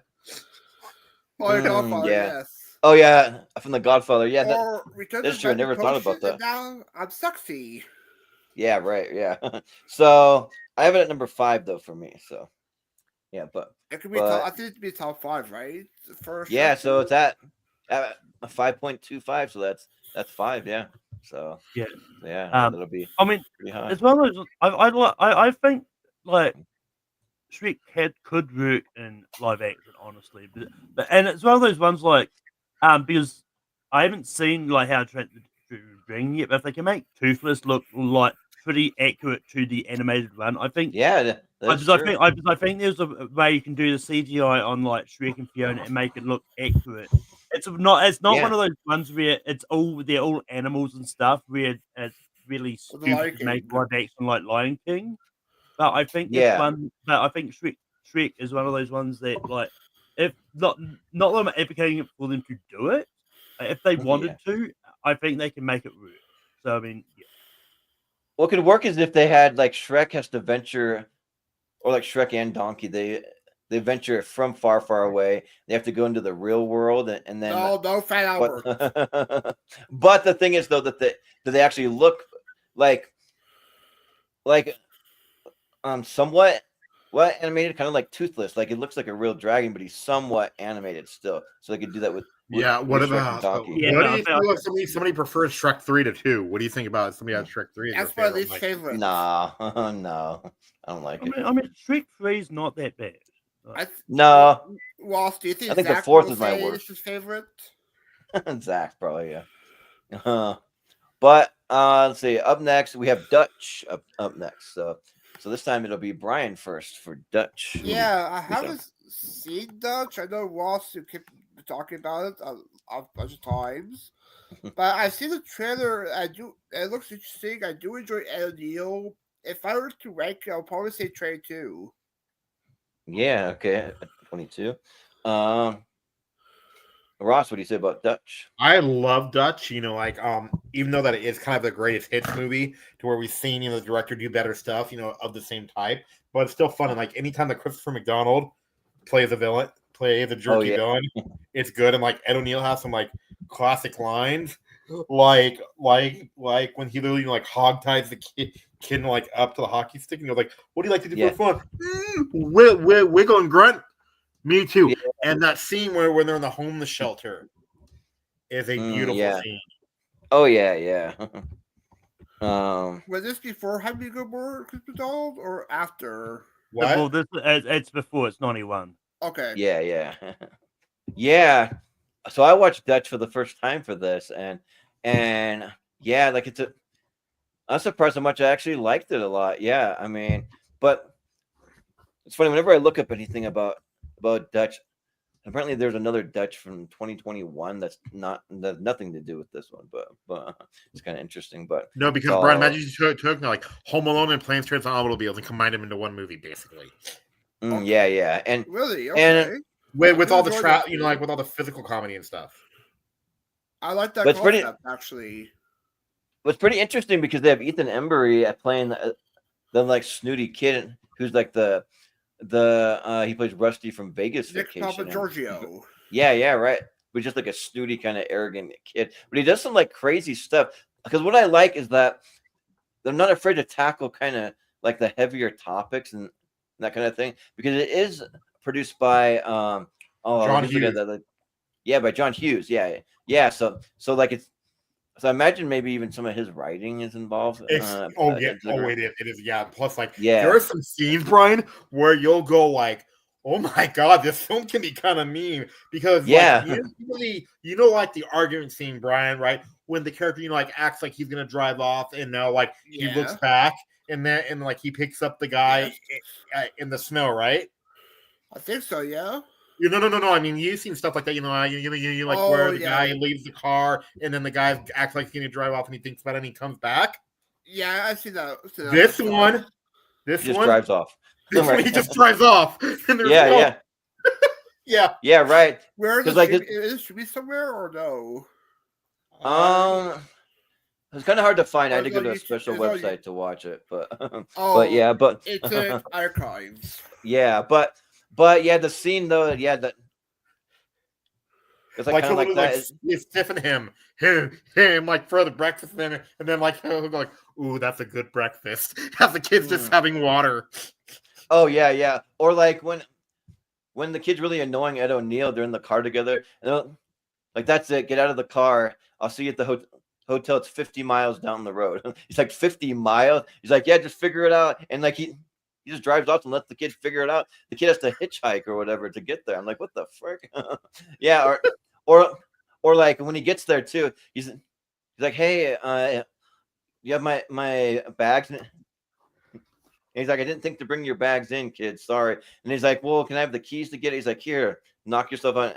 He throws him the keys. Then he takes the car and he takes off and he gets T-boned by a semi-truck. The kid in the car flips like 3 times. I'm like, what the hell is this movie? It's really kind of high up in your rankings. Then it's good. It's good. Yeah, it's a lot better than I thought. I don't have it quite as high, only because I've only seen it the one time, and I kind of want to give another watch. But I do have it ranked at number 17 for me. So yeah. But Malcolm, what do you say about Dutch? Have you seen it? Yeah, I did see it. Brian, just so you know, is you might find it and under the name Driving Me Crazy. It is known as that outside of America. It is. Oh, wow. Yeah. Yeah. No, I did see it. Look, this is one of those ones that it's very borderline family movie to me. Like, there's a lot of stuff in this. It was like, this is not family. Like, and I get it. There's some family movies that do sort of skirt that line where they do bring up these adult type scenarios. This is one of those ones that like there's a lot of adult type scenarios. Like they meet 2 cool girls, like prostitutes. Yeah, they do. With one of them is actually the voice of Tommy Pickles, which E.G. Daly's in it, Ryan, as a hooker. Yeah. It's one of those Not herself. Yeah. And one of the homeless women was played by the actress that played Rose in Lost. Oh, nice. Yeah. But yeah, but I do. It was a good movie though. Like I do think it was good. And honestly, there's only one movie on this where like I kind of broke my rule and voting it low because I don't consider it a family movie at all. I will get to that when we get to it. Oh, But okay. but this is not it. I like the movie. And it's one of those ones I get it being a family movie, but it's one of those it's very borderline. So 14 for me. Yeah, It and has a 17% on Rotten Tomatoes, which is way too low. We can all agree on that. yeah, right. And also, too, I think I'm gonna bump my ranking up just a little bit more. I think about it. The movie was like way better than I thought it was gonna be. I'm gonna say 15, so it's not that much higher. Yeah, I was gonna say but I'm gonna go to 15. like when you watched Peru for the first time, you bumped to higher rankings, so like that. Yeah, right. Yeah, but Brian, I think you'll really you will enjoy it. Yeah, because probably- like the kid like is such a little shit. Like he'll go like hey, your mom's calling you, and then like he's like, I talk with dignity, please. I don't have a ma. You may have a ma. I may have a mother. Oh, yeah, this right. YouTuber I follow watch his reactions to movies, so I'll probably watch his reactions to it. So, But what were you guys ranking again? Sorry, somehow when I was adding it up, it got jumbled up. But would you have, Ross? 11. Okay. I had let's trade see, two for me if I would rank it. Okay, 22. And then Malcolm had you were 16, right? 14. Oh, 14. Okay, 14. So that puts it at 15.5 is where it's at. So it'll go to 16, which I believe there's something there. Yeah. Yeah. So we either got to move it all the way up to 6 or we move it down to 19, which I think I'd probably just move it down for now. I wouldn't move it that high. I'd say down. I would Down. say down as well because there's some movies here in my top. But it is good though, yeah. There, So. Yeah, it is better than either. Yeah, plus like it is basically Home Alone and Planes, Trains, and Automobiles, right? But like pretty much, like everything that I've seen Ed O'Neill in, I've loved him in pretty much everything. I like who he's a good actor. World. Yeah, so he's good in everything. But up next we have Space Jam. All right, It's Ross first. Come on and slam. And I never liked this movie. Really, I've tried. Ross. And then I can understand why they want to take the song out of the movie now. So I'm gonna put it at number 26. It's so I don't hate it. It's just not for me. Is it the I Think Like a Fly song? Yeah, they want to take it out. Oh, geez. No. Because like let's say that kids, like say, oh, I like this song. I want to look up, and they look up R. Kelly, and they. Oh yeah. Yeah. Kanye Diddy. But it's a great song. The song's really good, but it's like R. Kelly. But I always misremember something about the song because I always swore that's a song played as he's making the final shot, but it's not. No, but you would think that though. They play it when Michael Jordan is a kid and he's making all the shots over and over. No, and they played at the end too. Yeah, I was gonna say at the end of it. Yeah, but what was your ranking, Ross? Would you say number 26? 26. Ooh, ouch. Because I love a Space Jam. Like I'm a massive basketball fan. Like I'm a Looney Tunes fan. Like just everything works, and then you have some fun actors in there. Bill Murray's in there. I mean, I don't know why they have Wayne Knight in there. That's kind of a random one, but and then also isn't Larry Bird in it? Yeah, Larry Bird. And that short NBA player, what was his name? Muggsy, or is Muggsy in it, right? Bogues. Yeah, Muggsy Bogues. Yep. So they got Muggsy Bogues. They got Charles Barkley. They got Larry Johnson. They got Sean Bradley, who was never really a star, but he is a Mormon basketball player. So I'll throw that out there. Isn't Dirk in it too, or no? I thought he was. I swore he was. No, Dirk is in Like Mike. You might be thinking about that. No. It's somebody who looked like Dirk though in the movie. I forget though. It's probably Sean Bradley. Yeah, he kind of looks like he's a big, tall, white guy. Yeah, but yeah, for my ranking, I have it at number 5 because I have a lot of fun, especially the soundtrack. The soundtrack is just a banger. Like all the songs just work really well for me. So I'll say 5. Yeah, is he paralyzed now too? I read. Who? Sean Bradley. I don't know. I hope not, but it could be. I'd have to look that up. But Malcolm, what do you say? Yeah, I haven't heard about the modern take. I can believe I can follow out of the movie. It's one of those ones like if you're going to take a song from every controversial singer out of every movie, there's a lot of songs you got to have take out of over time. Yeah, So I right. mean, it's like no point in wasting your time doing that. And it's one of those ones. Separate the art from the artist. Like the song is good. Like and Yeah, it is. it, um but that aside, like I remember watching Space Jam a lot when I was a kid. And it's one of those ones. I do like the movie. I do think it's good. It's just a case of, and especially with this, there's a lot of movies I like more than it though. So for me, this ended up at number 21. Or 21. But yeah, well, Ross, why'd you have to tell me that? Because I do kind of like Sean Bradley, but it says that he's paralyzed. In 2021, he was involved in a bicycle accident that resulted in a traumatic spinal cord injury, leaving him paralyzed from the chest down. Crazy. Yeah, but Brian, what do you say about Space Jam? Yeah, I do enjoy Space Jam more. But Louis' back in Action Guy more than Space Jam. But yeah, I do enjoy the film. I do enjoy some of the cameos you get.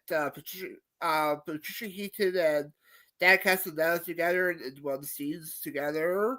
Larry the Magic Johnson is in there. Yep.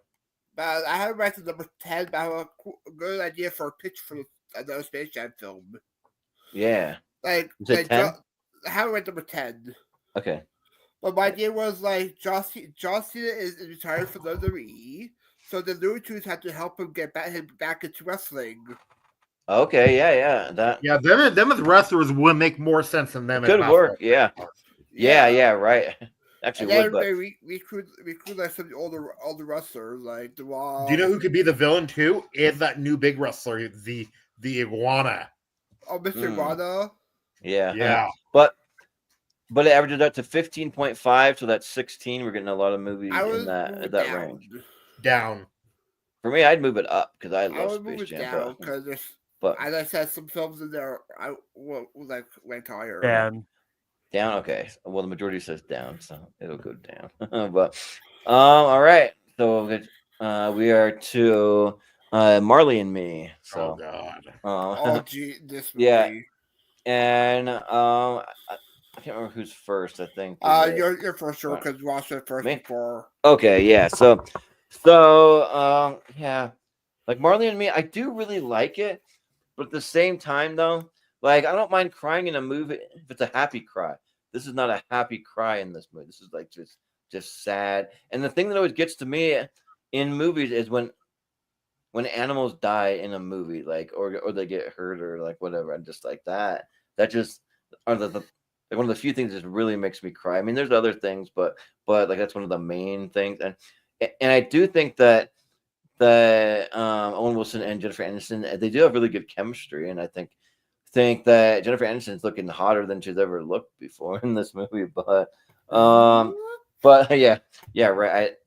Somewhere I have that sound effect. I just don't have it pulled up because I am multitasking. There you go. It is there, but yeah, but I have it ranked at number 24 because, like, personally, like I do love animals. I'm just not like someone who wants them in my house. I just want to go see them at other people's houses and stuff. So, so yeah, but it's number 24. So, but Malcolm, what do you say? Yeah, no, this is one that I put on, and this is one that like it came up. It's classified on Letterboxd as a family movie. Yeah, we don't check before that. People Yeah. anyone try to debate it. Oh no, I think it's a family movie. But this is one that I think it's good, and it's one of those ones like, well, yeah, it is sad that like dog died. It's one of those ones where I think it's still a good movie, and it's one of those ones like the dog didn't die because of like it was attacking that, like it died from like health issues and like Yeah, right. disorders. So it's like, and it's one of those ones like I think it's a good, just like the reasoning for getting the dogs, like see if they're ready to raise a family, and I think it's like at its core, it is a really like sweet movie, and it's one of those ones like I think it's good. So for me, it's number 2. Well, it's been a minute since I've seen it, but doesn't the movie actually have a happy ending? Don't they have like a kid or something at the end? I can't Yeah, remember. So. the film, yes. Yeah, They yeah. have the kid in the middle, though. I think too. Oh, okay, but even still, yeah. But I think but it ends with them getting another dog. That's what it is. oh, okay, yeah. But No, they end with them burying the dog at the end. well, Brian, what do you say? And just to add on, there isn't like a very random unnecessary direct-to-video prequel to Marley and Me, the puppy gets. So I don't know. Really? Weird. Yeah, there is. I'll have to look that up. Yeah, but Brian, what do you say here? Yeah, I do enjoy Marley and Me. I do enjoy the relationship with Jeff Aston and Wilson. I do enjoy some of the cast like Eric Dane, the late Alan Arkin, and Down and Kathy Turner showing up in the film. I do enjoy it, but I guess sad toward I'll like die past dying in films toward the end. But overall, how do I rank to number 18? Number 18, okay. And Ross, what do you say? Okay, I love the movie. I just don't watch that much because it's so sad. And plus, like I don't cry. I cry when the dog dies, but I cry more is when the dog's like being destructive. When he wants to play with the owner, and the owner's like, not now. When Jennifer Aniston has a miscarriage, yeah, but still, so this movie I have at like number 25. It's good, but I think kids will be too sad during it. Yeah, yeah, but this the prequel looks like the most generic thing I've ever seen in my. Oh my god! And guess what? I looked it up too. There's an actual villain in it, Jordan. And there's an actual villain in it. Well, the dog actually talks. Well, they give the dog weird. a voice. Yeah, weird. And the cast. If you look up the cast, I haven't heard of a single solitary person. Neither have I. I don't know.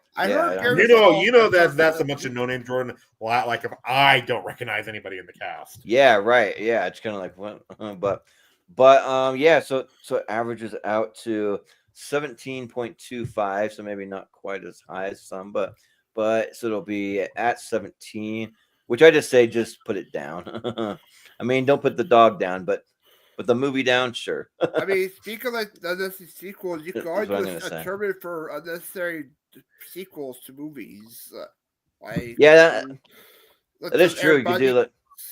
Yeah, but that gets complicated. You know why? Because like, let's say the film has a sequel and it was good, right? But the rest of them are like unnecessary. No, like, talking about direct-to-video sequels. No. Like Beethoven's Second is good, but do you really need a Beethoven 6 or 7? Or no. Beethoven's Big Break or Beethoven's Christmas. But that does bring up the like argument for Toy Story 5. Some people say it's unnecessary. I do. But there is that one thing that makes me interested in part 5 though. There's only that one plot line. Kids versus technology. Yeah, it's gonna be about kids versus like about kids not playing with toys anymore. And the villain might be a lily pad. Or Toy Story 4 is even unnecessary. But I don't know. That's just me. I enjoy Toy Story 4 actually. I do enjoy it. Yeah. But we'll move on to the next one. We have Little Big League. So, and this time it'll be Malcolm up first. So, what do you say about Little Big League? Yeah, this is one that I finally got around to watching. Like, I didn't get around to watching it when we did the 94 Letter series, but I finally did get around to watching it for this. And yeah, I enjoyed this more than I thought I was going to, because one, like being from New Zealand, I don't care. Like, I know nothing about baseball. I don't care about baseball. I don't care about sports in general, to be honest.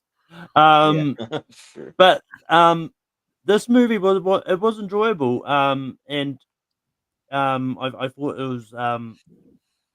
it was good, and yeah, and just and even though it's one of those ones that's not likely to happen in real life of a kid inheriting a baseball team, it was still fun, especially when all the like players like reluctant at first to let him coach. And was like, yeah, you were good. Right. It's kind of weird. I mean, I think the funniest part was when Oh no, actually no, I'm confusing movies there, but Okay. for me, I've got this at number 12. Yeah, that sounds good. Brian, what do you say? Yeah, I do enjoy Little Big League, but it's been a long time since I've seen it. I do. It has a good cast in it. Like the late John Ashton's in there, Kevin Dunn, Jonathan Silverman, Yeah, Jason Robar, the late Des Farina, even some baseball players and yeah. themselves. And Like Ken Griffey Jr. makes a cameo in there. Yeah, there's some baseball yeah, players in there. yep, I do enjoy it, but I have to do a rewatch of it because it's been a while. So I have ranked number 20 for now. I might move up on my rewatch. Yeah, yeah. And then there's some other baseball players that I don't know so well in there, Alex but and they're Fernandez, Ray yeah. Johnson. Yeah, Randy there's like Johnson, Tim. you should know, right? Oh yeah, Randy Johnson. Yeah, he's awesome. Yeah, or Yeah.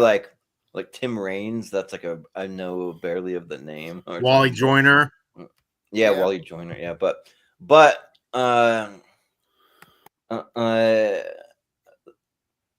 would you have it ranked, Brian? Again, sorry. I have it ranked, I'll tell you right now. I have it ranked at number 20. 20. Okay, cool. Ross, what do you say about? I do Little love Big this League? movie. You know, like I watched it recently for the first time, and I had to put it on there. And like, it's just a fun movie. And then like I love how it's kind of like not really realistic, but realistic, you know, in a way. But yeah, you know, and then like it's just an entertaining movie. So I have it like number 12. But that kid doesn't act anymore, and I kind of miss him. And then while Jordan is actually a like LDS member too.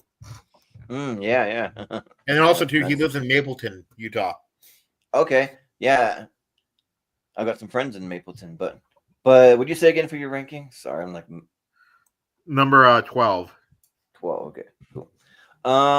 Yeah, I think Little Big League's all right. I think that it is an interesting take on it because it's like the kid's not becoming a player. He's just like he inherits the team, and so he becomes like the owner of the team.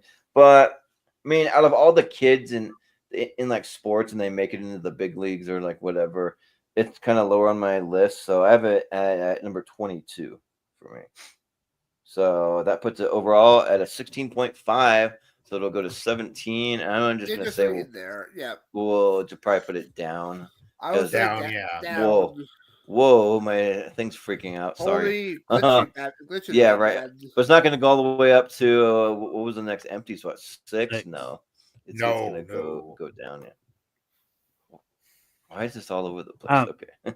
Anyways, just really quickly, what the heck? That's doing something really weird. Anyways, but Different what? bunch of Michaels. Yeah. just quickly, going back to Marty and Me Puppy Years for what just well. Yeah. You actually There do it know what you actually do know one of the actors in it, because the guy that played the German man who was the villain in that thing was Howard from Final Destination Bloodlines. Oh, okay. Oh, Yeah. I had no. Also, no too, idea, do you know what yeah. the original title was, though? Marley and Me 2. The Terrible Twos. Oh, geez. Well, Oh, glad they didn't go with that. Yeah, boo. Yeah, but up next we have Little Nemo Adventures in Slumberland, which I'm excited to talk about because Me too. this is like kind of a childhood favorite of mine. Me But, too. yeah, but and I believe it's Ross first. I think? no, okay.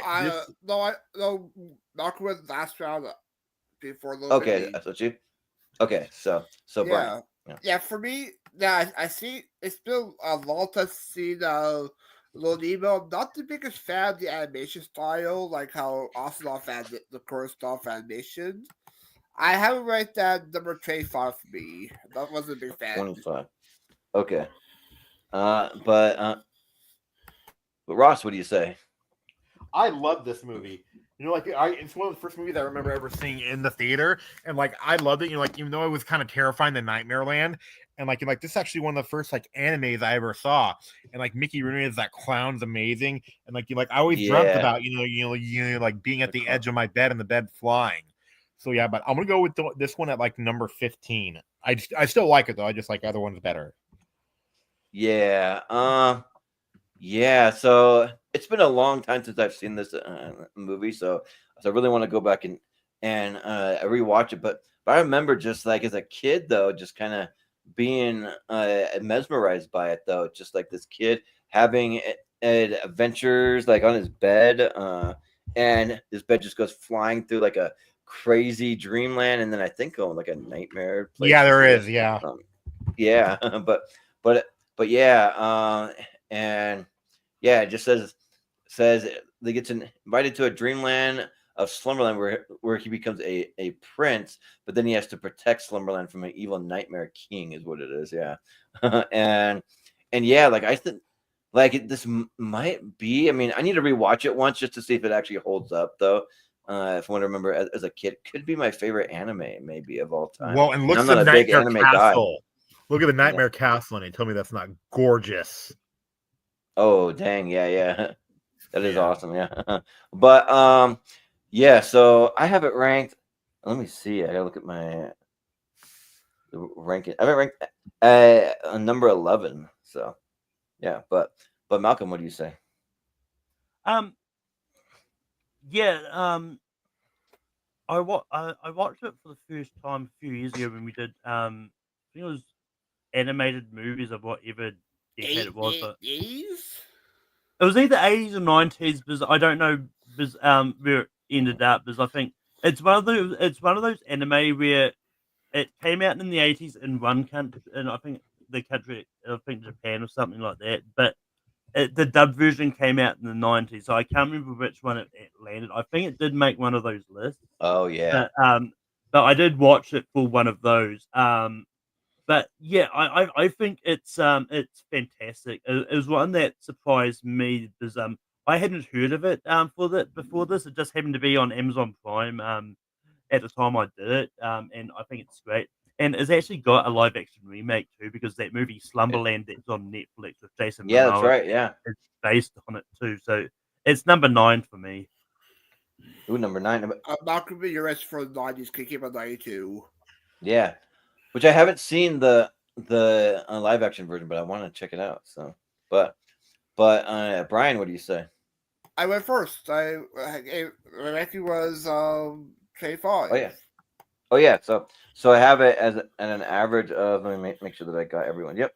So that'll be 11.25 for the average. So we'll see where it ends up. So because there's a long way to go down. Get 2 free Buffalo Wild Cup toppers.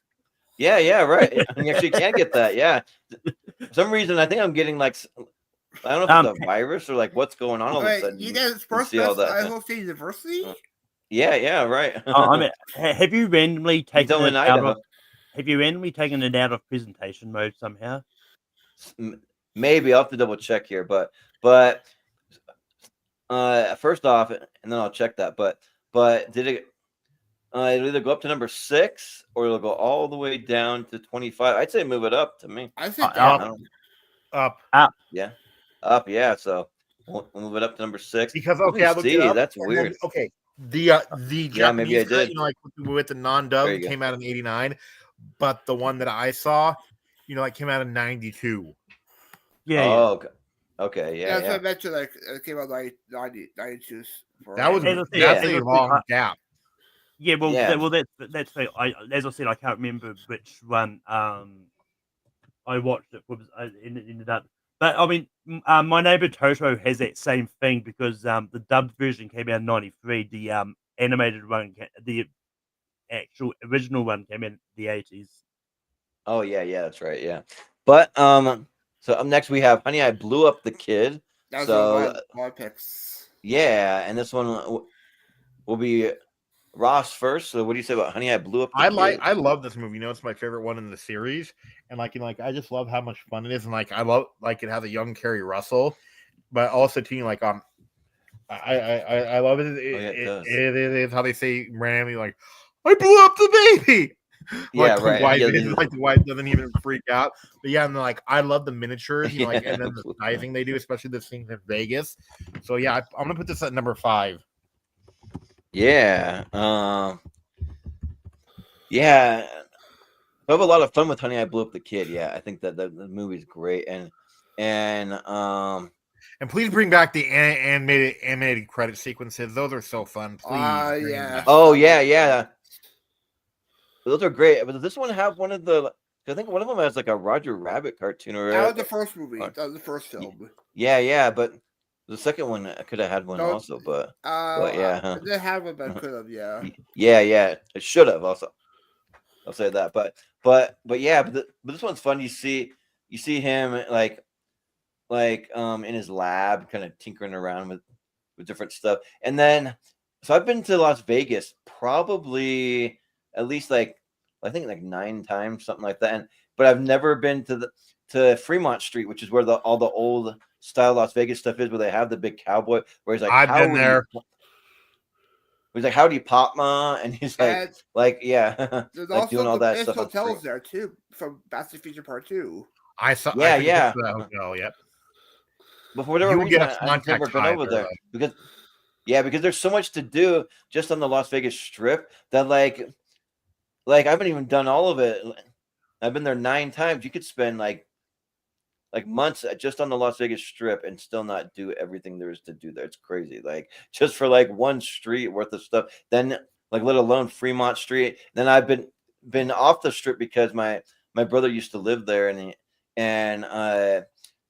his wife's parents live there and they're awesome. His wife's parents are really cool. They're telling me all the best places to go and the best buffets are way off the Strip and all these different things. They have all these tips, but the movie here, Honey, I Blew Up the Kid, is a lot of fun too. Just like him, just putting the kids in his pocket and they're discovering things in his overall pocket and all that stuff. So yeah, toys, yeah, yeah. But let me see. Let me look at my rankings where I have it. I have it ranked at number 12.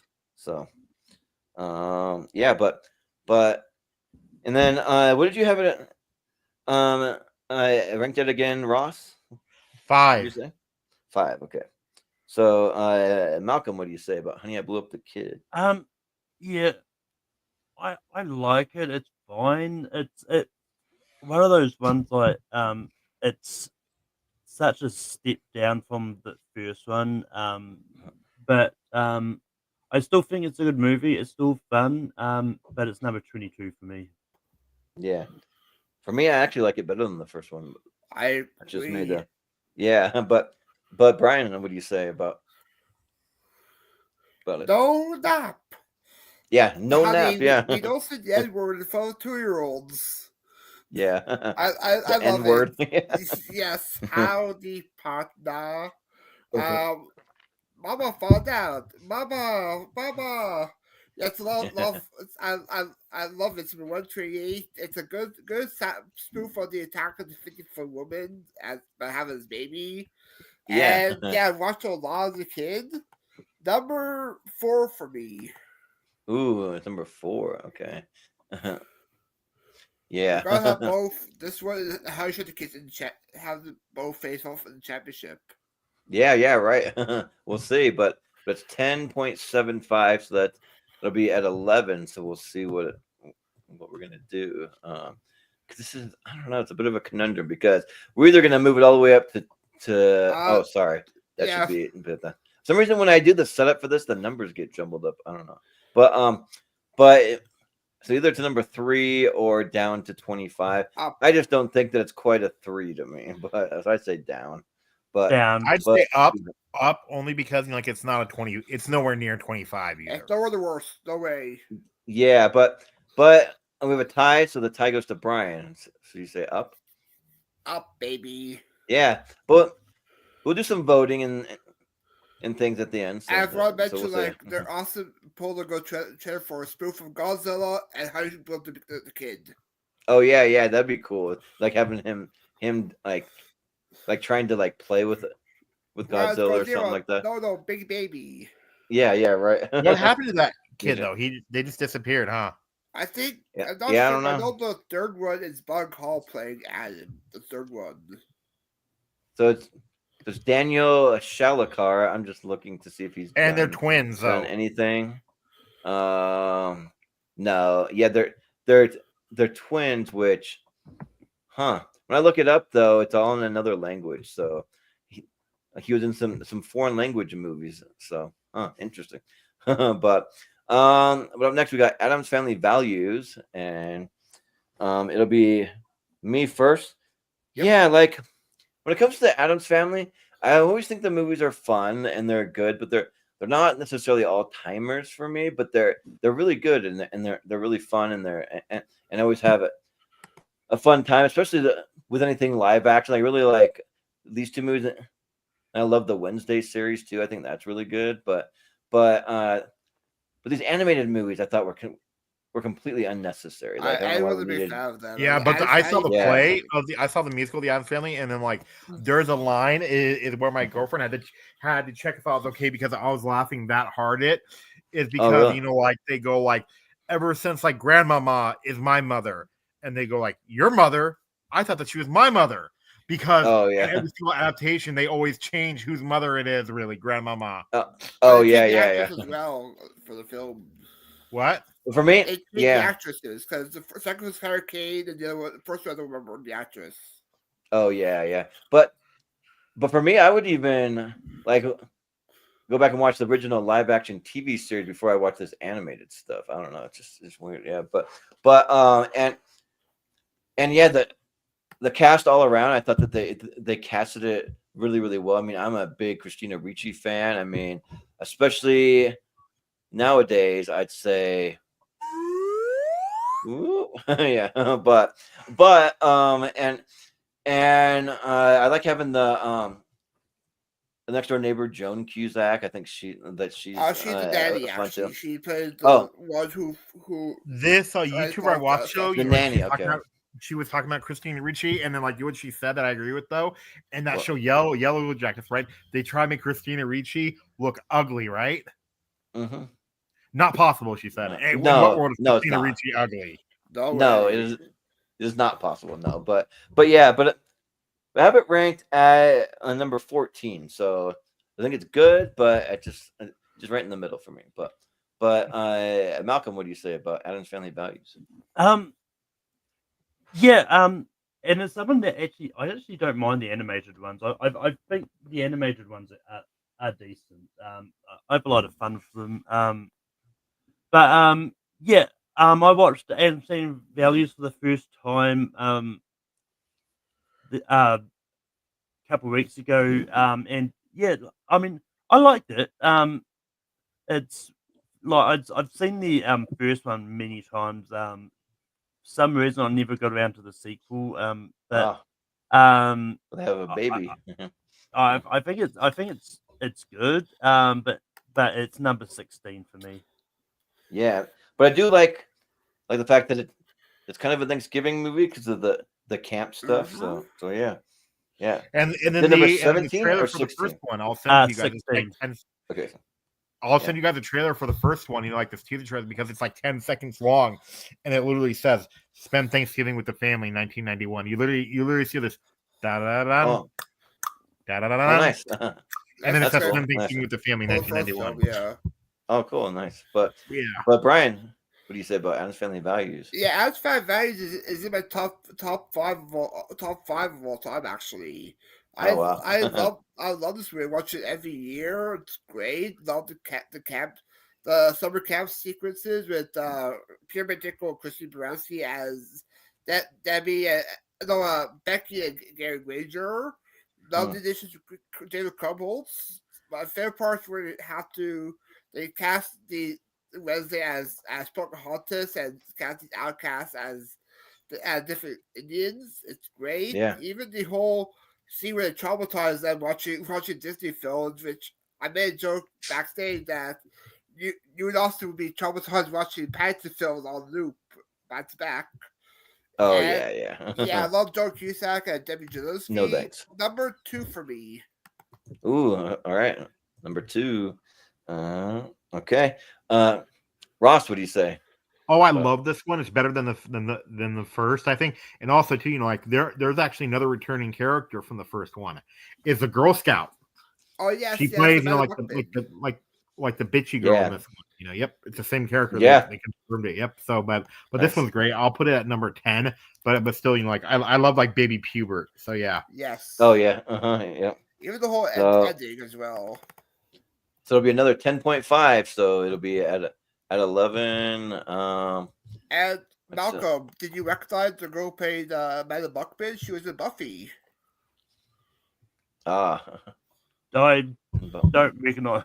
She played Harmony Kendall. The Addams Family though, like they used to like have a great slogan for the movie Tombstone. No, I mean for the pizza Tombstone, they used to say for the Addams Family, like what do you want on your tombstone? Oh yeah, we were saying that joke the other night in tournament fights. Me and Yes. Austin, we're like, "What do you want on your tombstone?" And Brian too. Yeah. But we're saying we're talking about the movie Tombstone. But so we either move it up to number 2 or we move it all the way down to 25. I mean, It's no way J5 film. It's no way J5 film. No. Yeah, I would say down. but I'm trying to see what we have left though. We I have- mean, We only yeah. really have like all the movies are good, but there's one that I don't think is top 3 though. No. Because we only have 2 spots to be up there, and I'm just looking to see if there's 2 movies. And yep, there's There's at one least movie I 2 would say movies. that So. should be in top 5 for me. Well, I could say Up. I'd be fine with it. Do you guys say Up besides Malcolm? Yeah. Yes. Okay. please. Yeah. Thank you. Yeah, it's fine because there's really only one I'd really fight super hard for, but Same so here. we'll see. Yeah, but yeah. So up next we got The Emperor's New And that's the Groove. one. Yeah, but and I believe it's me first. Yep. And yeah, The Emperor's New Groove is awesome. Yeah, I think that's fun. I think that the cast really works. I mean, Eartha Kitt, because it's fun to so I went to the Patrick Warburton panel at FanX and to hear him talk about meeting Eartha Kitt and saying she's really that way that she is in the movie in real life. Be like, come along, darling, come over here, just doing all that stuff and kind of acting like she's some kind of Hollywood royalty or something like that. But and yeah, Patrick Warburton has a lot of cool Hollywood stories too. That he's one of the Same one of voice the better for every panels. time he voices the character, the same voice. We should ask him Yeah. how Tim Allen is. They should have a Oh, Joe yeah. Somebody reunion.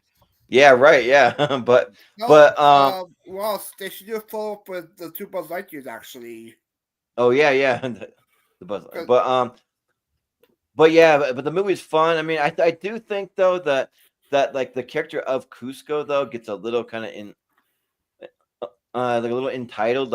You have a hard time kind of feeling bad for him, but at the same time though I think that the movie's fun enough and for me this is the better version of Hercules to me, because they do a lot of this almost similar types of styles and settings and music, all that kind of stuff, and I like this one away.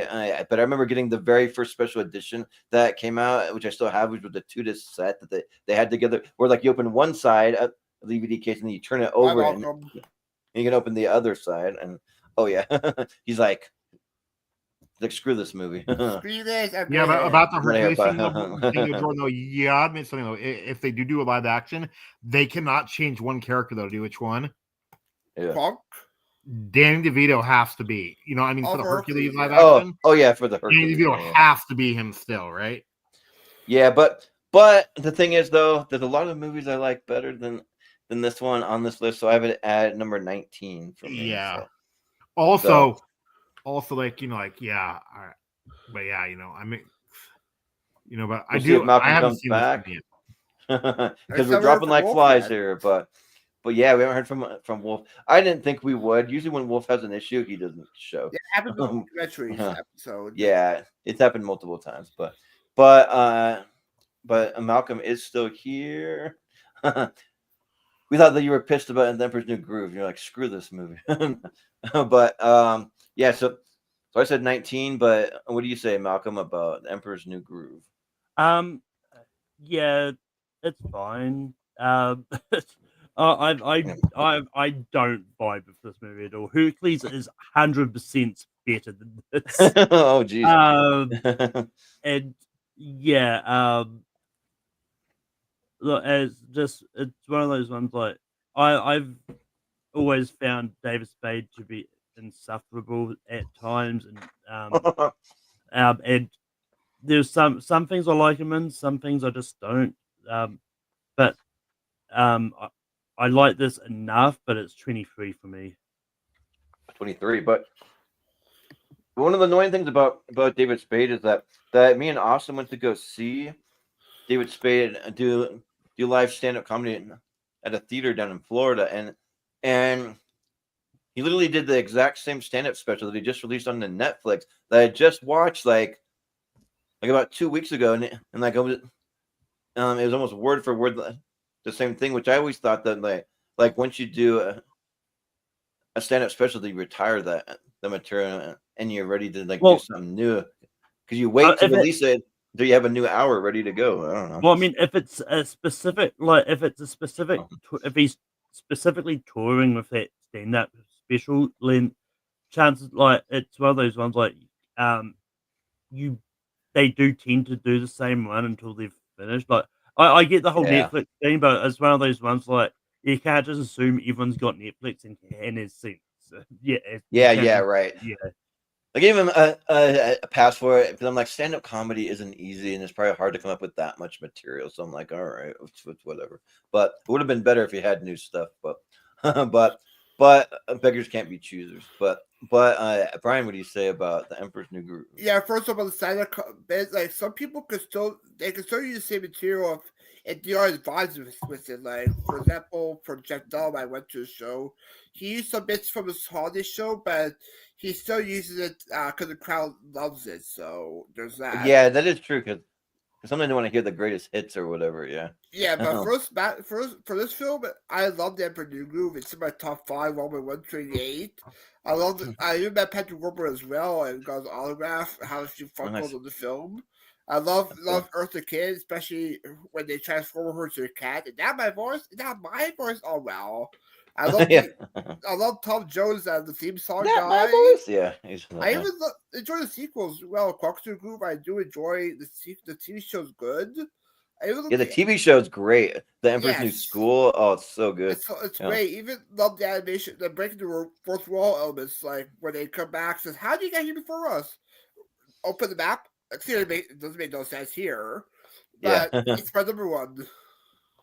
Which number one? Okay, because my favorite thing about the Emperor's New School is when they do all the stuff on the chalkboard and they're like drawing all the scenarios up on the chalkboard. I'm like it's so good. It's my favorite part. I'm always waiting for that part to happen. But Ross, what do you say about the Emperor's New Groove? I'm gonna abstain because I haven't seen it. I'm going through all Disney animated movies, so I'll get to it eventually. Oh, okay. Yeah, that's fair. So with that, it goes 14.33333 because we only have 3 people. So we got to decide if it's gonna make the top. You've started movie Space Jam. Oh, whoops, sorry. How did that happen? I don't know. Was it right there? I think it was right there. Well, right? no, because you probably wherever you had Space Jam is probably. Oh yeah, yeah. I'm moving it too fast. Yeah, there you go. 14. I mean, honestly, I know it's your number one, Brian, but I got to say down because there's something else I want to put up. I've also got to say down. There's at least one. Yeah. Definitely needs to be. Yeah, sorry.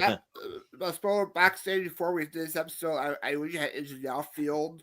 I told Jordan that I will also have it. Into the Outfield, so it's just that Emperor New Groove. So. Oh yeah. Well, so up next we have the Flintstones up next, and this time it'll be I think Brian first. No, Malcolm. Yeah, Malcolm, it'll be me. Yes. What do you say about the Flintstones live action? I watched this a lot growing up. I have a lot of fun with it. And it's I think it's great. And who would have thought Halle Berry would have played an actress named Sharon, a character called Sharon Stone, and then it would end up playing against Sharon Stone and Catwoman later on in her career. I love that question we put on for Mel one time. Yeah. But yeah. but I love the Flintstones. I think it's interesting. I think John Goodman is great. And look, and even, I even enjoyed like Rosie O'Donnell as Betty and all that. And I think it's just a really fun movie all in all. So for me, it's number 11. Number 11. Okay. Brian, what do you say about the Flintstones? Yeah, you have a great old time with the Flintstones. Yep. It's a good adaptation for the TV show. I do enjoy John Goodman and Rick Moranis as Fred Barney. There is a good joke in there where at the park and it says Jurassic Park. It's that film. And, Oh yeah. yeah, Carl McLaughlin plays a good villain in Cliff. And yes, Sharon Stone, no, Halle Perry's attracted to Miss Stone. Yeah. I'm a sucker for the prequel sequel Viva Las Vegas. I do have some fun with that, but Ugh. I had it ranked number 8. 8. Okay. All right. Ross, what do you say? I love this movie. You know, like I actually like grew up watching it too because like I used to you know, like think of Fred Simpson say, "Wilma, I'm home." I just think that this movie's awesome. And like, if you watch this channel I watch called Hats Off Entertainment, this film was actually written by 12 credited writers, so it could have been a lot worse. So yeah, but I have this movie at number 9. It's still great though. Yeah, I think they mentioned at the end of the film, like the credits. Yeah. And I was trying to think of where I've seen that actress that plays Wilma in it. Like I've seen her. Oh, she's in the remake of Miracle on 34th Street. Oh, okay. Maybe that's where Like Cast of I've Dogs. seen her. Yeah. She looks familiar, but she's been on a lot of stuff. Yeah, she's a character actress. But would you have it ranked, Ross? What do you say? Number 9. Number 9. Man, you guys are high on this movie. Because I'm not high. I don't like the Flintstones at all. I just don't like. I mean, for me, it's just cheesy. I don't know. It's just like. Oh, she was also in Big. Oh, Big. Yeah. That's where I've seen her. Big. Yeah. Okay. But yeah, because like for whatever reason the other ones weren't quite clicking. But Big is she's the love interest. Yeah. But just because I just think that. I don't know. It just doesn't work. So many people are miscast, especially Rosie O'Donnell. But and it just I don't know. I don't even see like Rick Moranis as Barney, even though I love Rick Moranis. I think that he's great, but I don't know. And you hear his laugh though? He sounds exactly like Barney. Kind of, yeah. I mean, he's trying. I mean, but how the Barney look better, so yeah, and just like the story doesn't really vibe for me. The way that it's done is just cheesy and just out of place for me. It just doesn't really do a lot for me. And I think the sequel's even worse to me. So I have it ranked at number 26. I'm just not not big on it. Sorry, but it's fine that you guys like it. 13.5 is it where it's gonna land? So 14. There, I believe, because then we have the top 2 left. Or top yeah. So it'd be 13.5. So 14. So it's either gonna be the last one to make our top 12, or it's gonna be down. I vote down, but down. Yeah, up. There's one more that I think needs to be there for me, but what do you say, Malcolm? It's tricky for me, but yeah, I'll go down. Okay, yeah, down it is. The biggest jump we've ever had, number 1 to 26.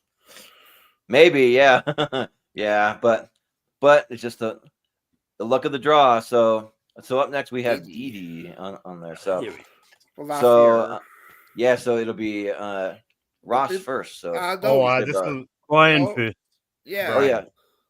Oh, it's Brian. For some reason, yes. Okay. Because I went first. Okay. Okay, so Brian. Yeah, I do enjoy Dee Dee, but it was more R-rated movie in my opinion. But it's good. Even though it's R-rated, I find more of a coming of age movie instead of a family film. It's good though, but I don't really classify it as a family film. But if you did like a coming of age Master Worse, that will probably make it there. I have right number 23. Or 23. Okay. Sounds good. Ross, what do you say about Dee Dee? Oh, I love Dee Dee. You know, like I actually do think it's a family movie, and you know, like because you know, like it's about a kid growing up, even though that you know, like even though like you know, like there's some like cussing, but that's mainly it. But still, you know, like so I'm gonna rate it I rated it number 6 before, yeah. So yeah. Number 6, okay. But yeah, I think Dee Dee's great. Yeah, I think that's a lot of fun, and like it reminds me of like pretty much growing up like almost in the same era. Maybe I was a little before his time, because I think he was growing up in like the mid 2000s. Because sort of the same age area where me and Wolf grew up. That area. Yeah, because you see him using Facebook, but it's like the old version of Facebook.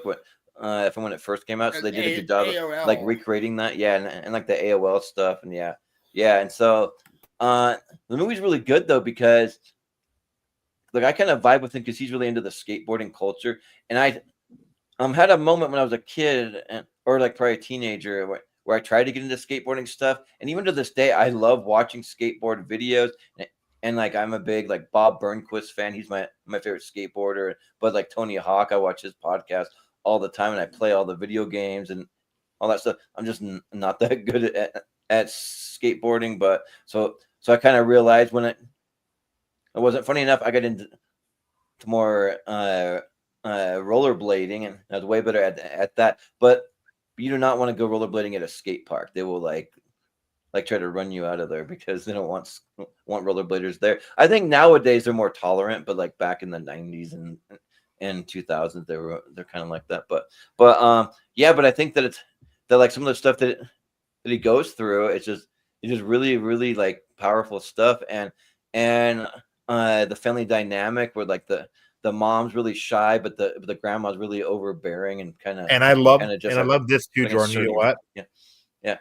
When you think though, you know, like that the skateboarding kids are gonna be the bad kids, you know, like and then like when he cusses his mom out, they're like, dude, that's your mom. You gotta respect your mom, dude. Oh yeah, right. Yeah.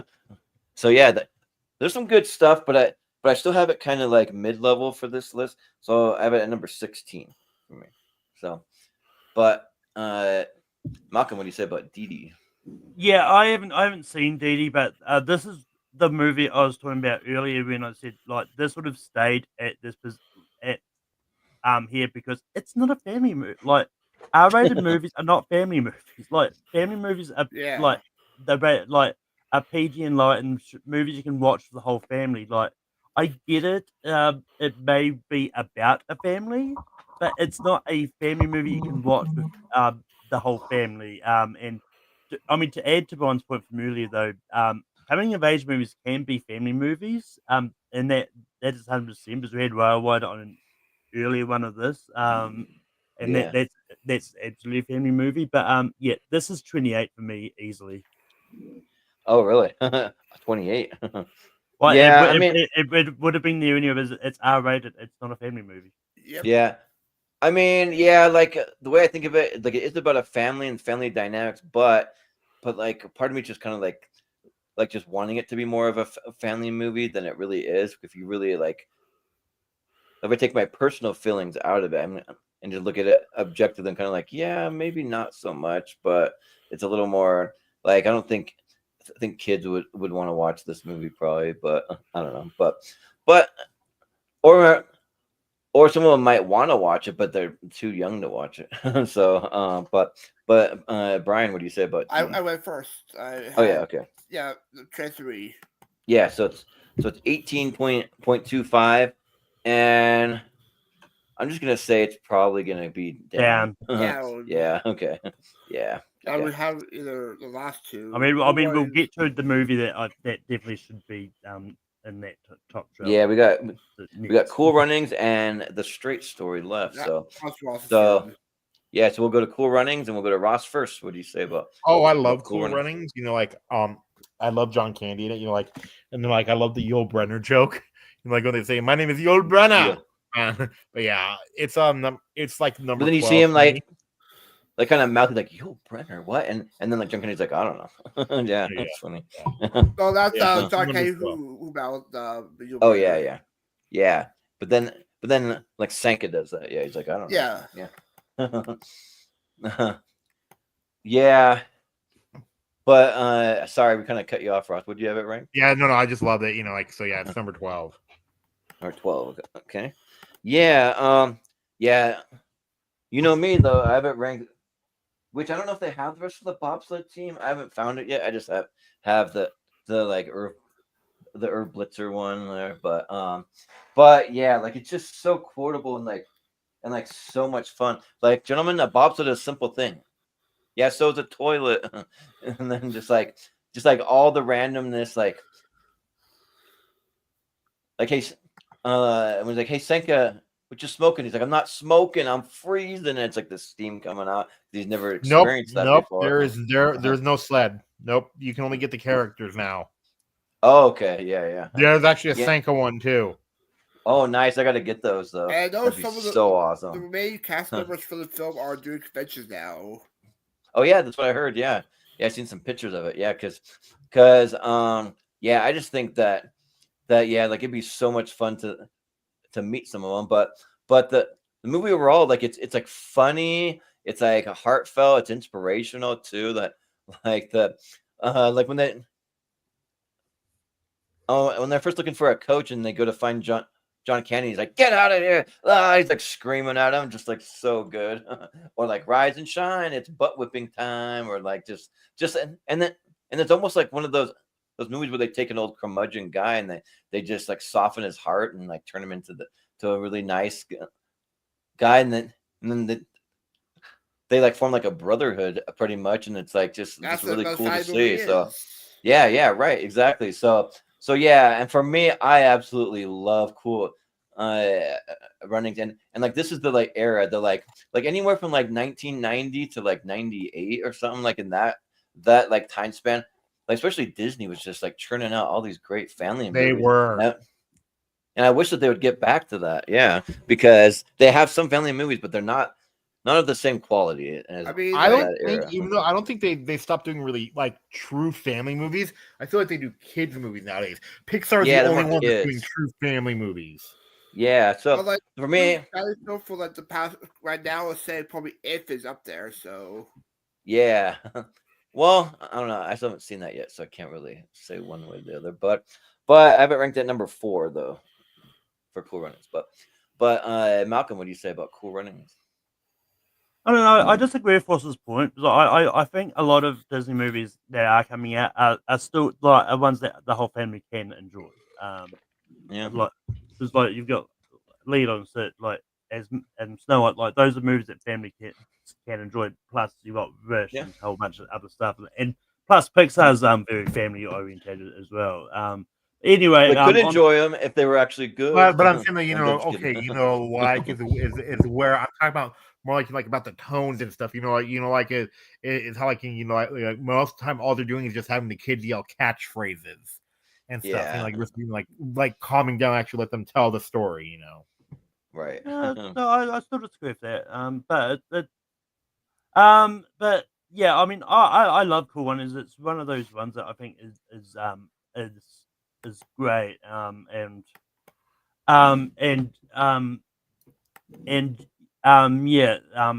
I really, this is one I probably watched a lot growing up. And yeah, so this is number 8 for me. Yeah, but one of my other favorite parts when they're trying to name the bobsled, and they're like, "How about Tallulah?" Like Tallulah, that's a stupid name. It's like that was my mother's name. Oh yeah, Tallulah, great name. Oh yeah, but Brian, what do you say about Cool Runnings? Saka, your dad, Yaman. yeah, man, oof. Yeah, I do enjoy Cool Runnings. It's actually like sort of based on a true story because right now, recently they had for the Winter Olympics a Jamaican bobsled team. Yeah, they had another one. Yeah. Yeah, I do. Cool. Yeah, I do enjoy Cool Runnings. I have it at number 11. Ooh, all right, number 11. That's good. I got high hopes for it because it's going to be 8.75. And we know the last one is going to be Straight Story. Yeah, so I kind of think, I mean, that it should go up. Yeah, Up.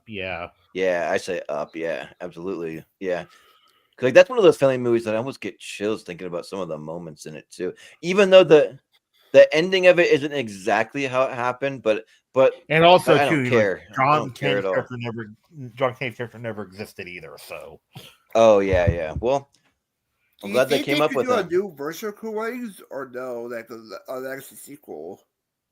Maybe. Well, I mean, I maybe. don't. Look, I mean, I don't think we necessarily need a sequel. I think it's good. It's just good as a standalone thing Okay. because we don't need a follow up thing to show what happened next. It's like it's one of those. It'll be one of those ones that is not necessary. Yeah, but they need to make just good quality family movies again, like they used to. Like the last one that I really liked was one called McFarlane USA. That I don't Yeah, I think a lot enjoy of that people loved too. it. But that movie's great though, with Kevin Costner and the cross country runner. Because my whole family ran cross country, except for me. I played basketball, but still, yeah, we got the Straight Story for the last one. It's a David Lynch movie. I haven't So not seen this one. That wasn't all streaming for me. okay, well, I believe it's me first. I think. Yeah. yeah, it Um, is.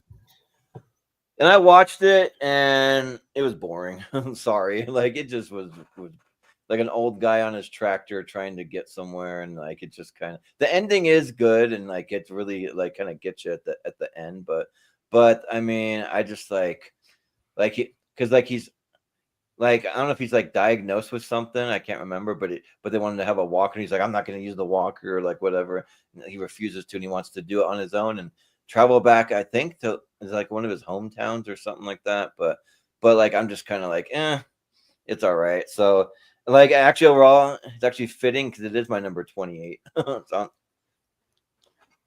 on the list. So yeah, but Malcolm, what do you say about the Straight Story? Yeah. So he's trying to get to across the country to make amends with his brother who Oh had a yeah, that's stroke. right. Yeah. Yeah. And yeah. And look, this is one of the ones where yes, the movie is like this. This is rated G. Like Yeah, it is. Yeah. and really surprising it's that directed by David Lynch. I would not have thought of it after watching it. Rated G for G. I was bored watching this movie. I'm sorry.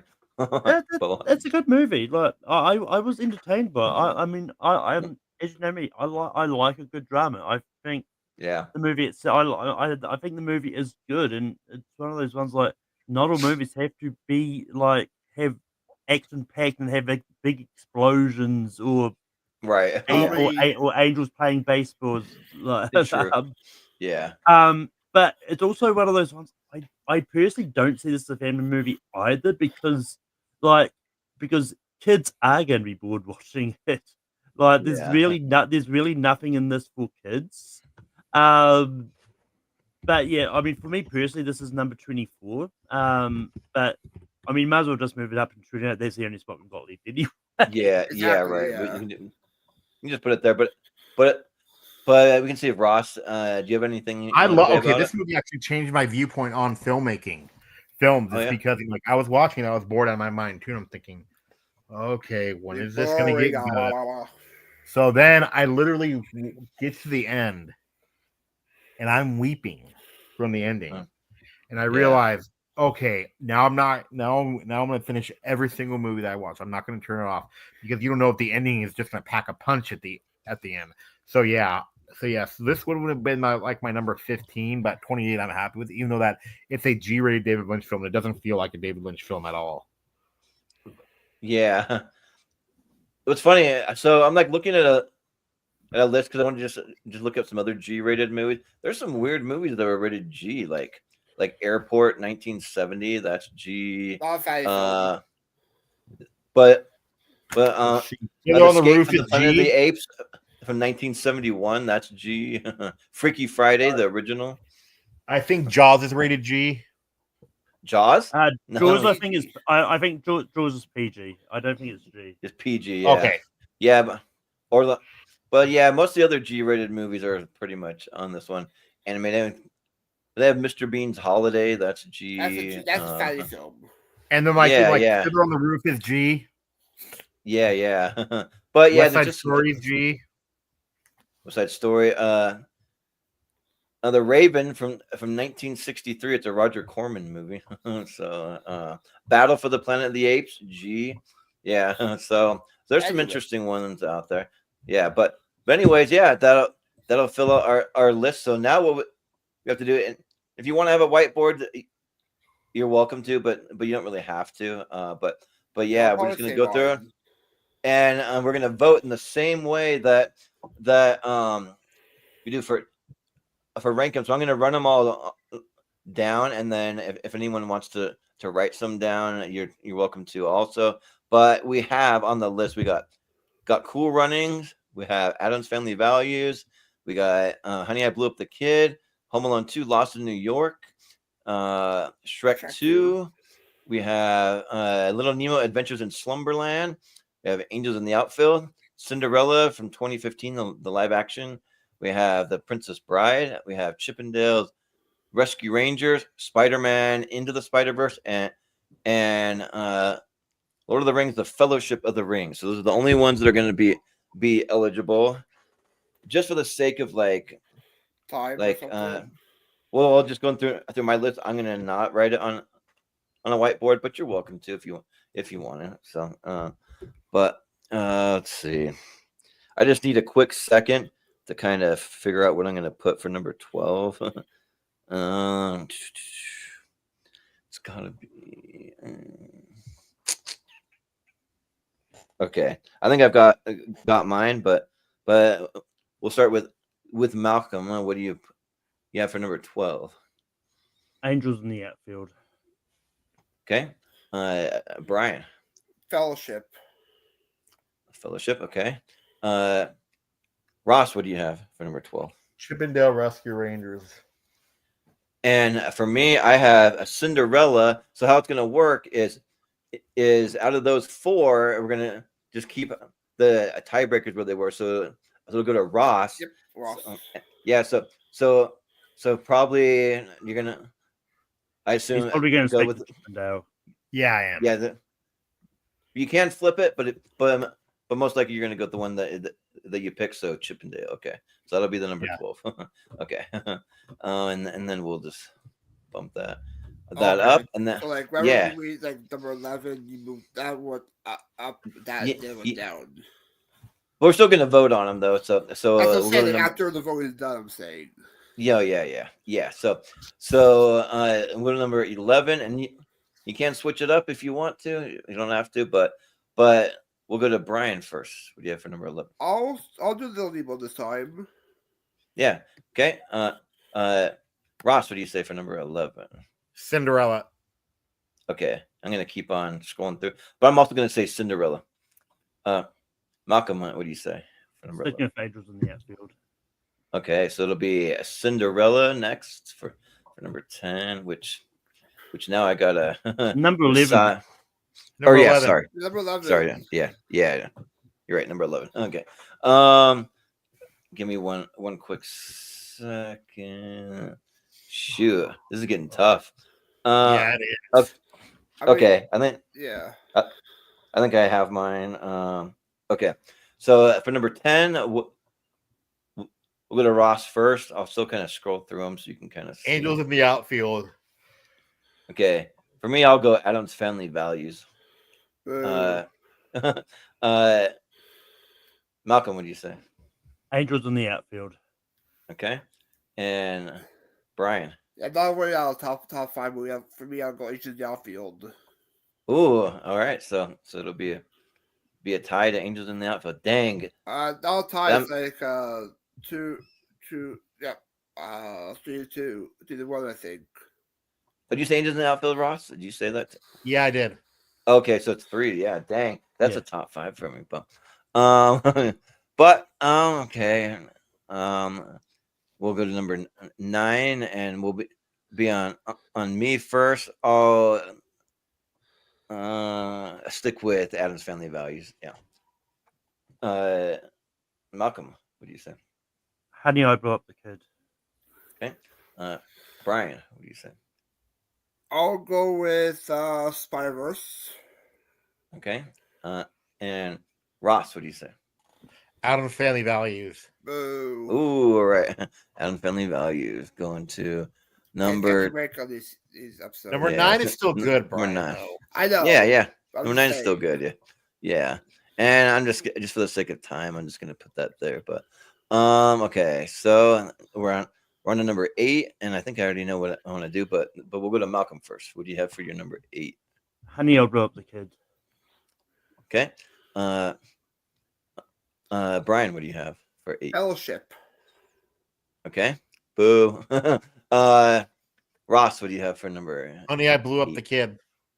Ooh, I would have gone with the Spider-Verse. So, but it'll be Honey, I Blew Up the Kid. Can I change with Spider-Verse or no? I mean, yeah, you can if Can you I do want. Spider-Verse? Yeah, so I'll make it a tie, and it'll just go to Malcolm. So I assume he's gonna put Honey, I Blew Honey, I'll Up blow the up the kid. Kid. yeah. So it'll just be that anyway. So, yeah. So it's fine. Yeah, but we're on number 7. And then we are to Brian. What do you say for number 7? Fellowship of the Ring. Okay. Ross, what do you say? Spider-Verse. And I'll also say Spider-Verse. Malcolm? Princess Bride.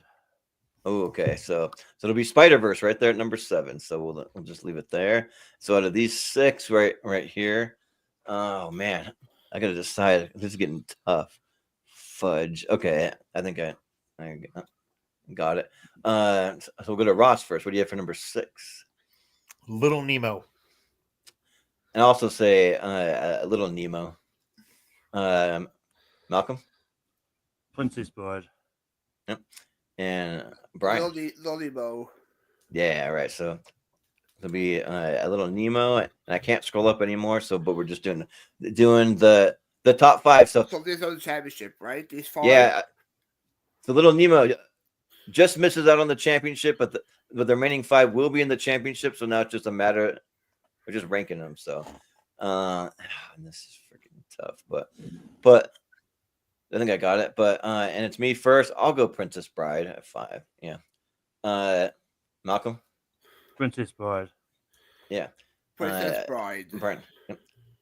And Ross? I would have said Cool Runnings. Ooh, okay. So it'll be the Princess Bride down at 5. Okay.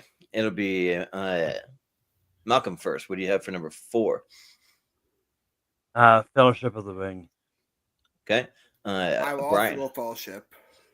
Okay. Ross, what do you say? Fellowship.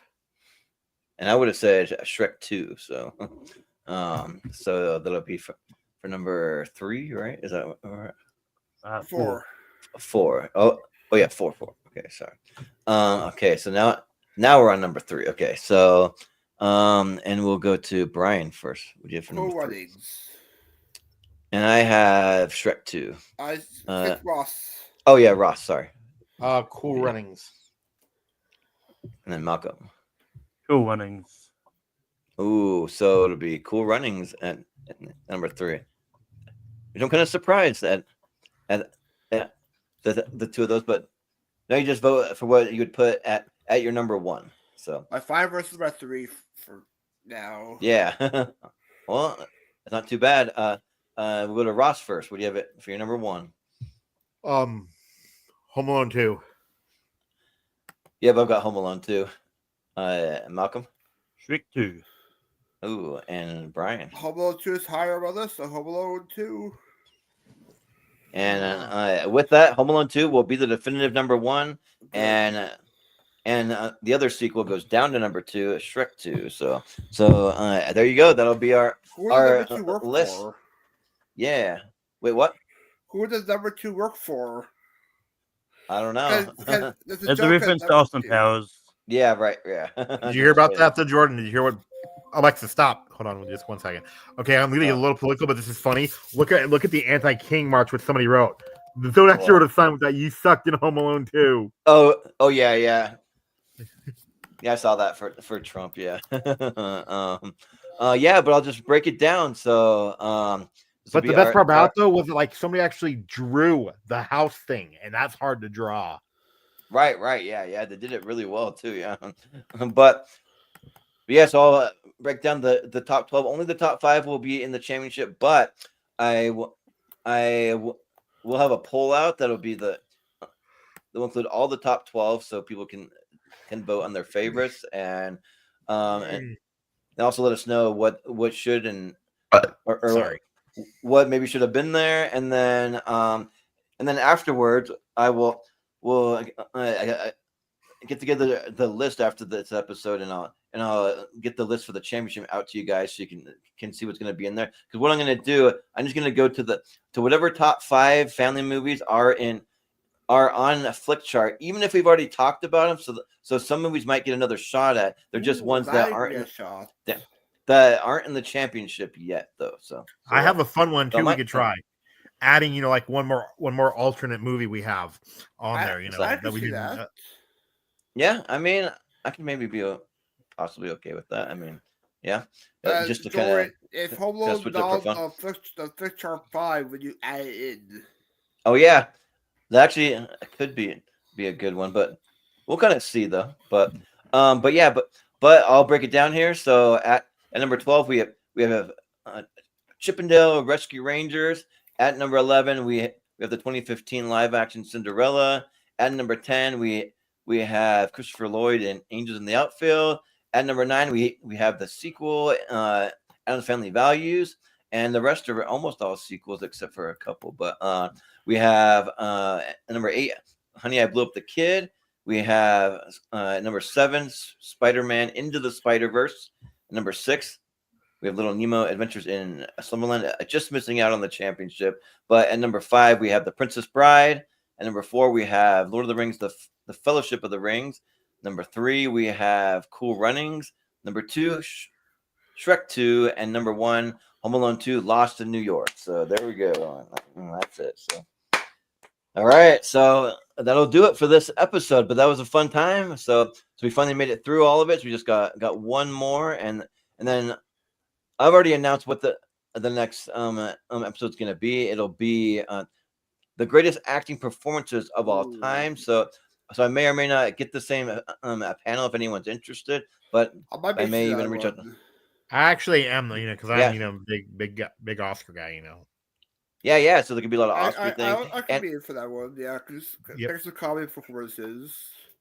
Yeah, and you can go from any genre, any era, anything. It voice acting. It doesn't matter. So, and you can do voice acting if you want to do it. Yeah, you can put whatever you want, because as far as actually like what you have on your list.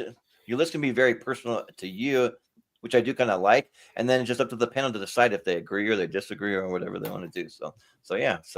Because I know which one should be on the list. Do you know which one I probably should make the championship already, though? In my opinion, for the best acting, who? Meryl Streep and Sophie's Choice. Yeah. Well, for me, I thought to do it when I watched Cape Fear for the first time, and freaking Robert De Niro was giving a crazy performance in that. So, have you seen though? Have you seen Sophie's Choice? I've never seen it. No, that's a blind spot for me. But okay, I heard it's a hard watch though. It is. Yeah, on there that should make it far. Yeah, but Christoph Waltz for Inglourious Bastards. Yeah. So yeah, that'll be a tough one. But it'll be fun. So yeah, but yeah, that'll be it. So condolences to Wolfman. I hope you're okay. I hope you got your car and your. Hope your wolf in spirit. Yeah, right. But I hope your car's is okay with the flat tire. But because I had one earlier this week, literally. So, but yeah, I will do some quick plugs, and that'll do it for tonight. So we'll go to Malcolm. Where can we find you, Malcolm? But you can find me on Tape for Productions, hosting Rankum every week. Tomorrow, Brian's going to be there. We're going to be ranking Pixar movies. Cars 2 number 1. What was that? I was making a joke for Cars 2 at number 1.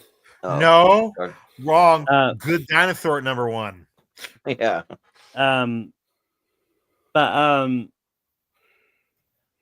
But you can also find me hosting Spear from the Past on Monday.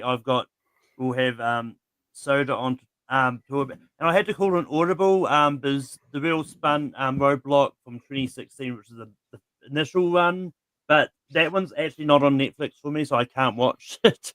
So we're switching it to Roadblock End of the Line, which was also in 2016, but it was a later one. That one. Okay. And I pop up here and there on the Movie Hero Network and all that. Yeah, sounds good. Yeah, and Brian, where can we find you? Yeah, you can find me on most streaming spaces. The Pure Scope, where I'm going to be part of the team server for ASAP. We'll set up as well for the team tournament. Maybe we'll match together for that. I'll be part of the Lifestyle Teams tournament. I'll be on Record Small, as Malcolm mentioned, for Pixar. Multiplex, TBNT. I'll be back here next week for the championship for drama movies. Yeah, And coming soon, top 64 TV shows of all time. sounds good. Yeah, that'll be fun. So yeah, looking forward to all that. Yeah, and then Ross, where can we find you? Just find me on, like the Mega Movie Z, where you have a lot of fun stuff coming up. Yep, and the team's tournament, because watch out, people, though, because Wolf and I are a team. So watch out, right? Maybe my pair against your nemesis, Zach Shelton. He's not my name. Let's not even go there. I know, I'm just joking, Ross. You don't joke around. Yeah. Okay, but but, like, just right, Jordan, you think people should be scared of me and Wolf together? Probably, yeah. And maybe the questions JPO has. More so you, honestly, but yeah, Yep. but yep. Okay. But yeah, I was gonna be in the team's tournament, but I kind of would like pairing up with like certain people, and if they're not available, I just am like, Like I'll Austin. Yeah, do you know who needs a partner? Yeah, Alan needs a partner. They Alan said. Shepard, not the spaceman. Yeah, that could be something possibly. We'll see, but because Austin got an opportunity to pair up with Jonathan Caro, so that's going to be a deadly team. So yeah, so I'm like, oh yeah, by all means, go with Jonathan Caro. Sure, yeah, like do that. Yeah, so because he's a champion in multiple leagues. He's like a so, cyborg for trivia. Yeah, he is. Yeah, but yeah.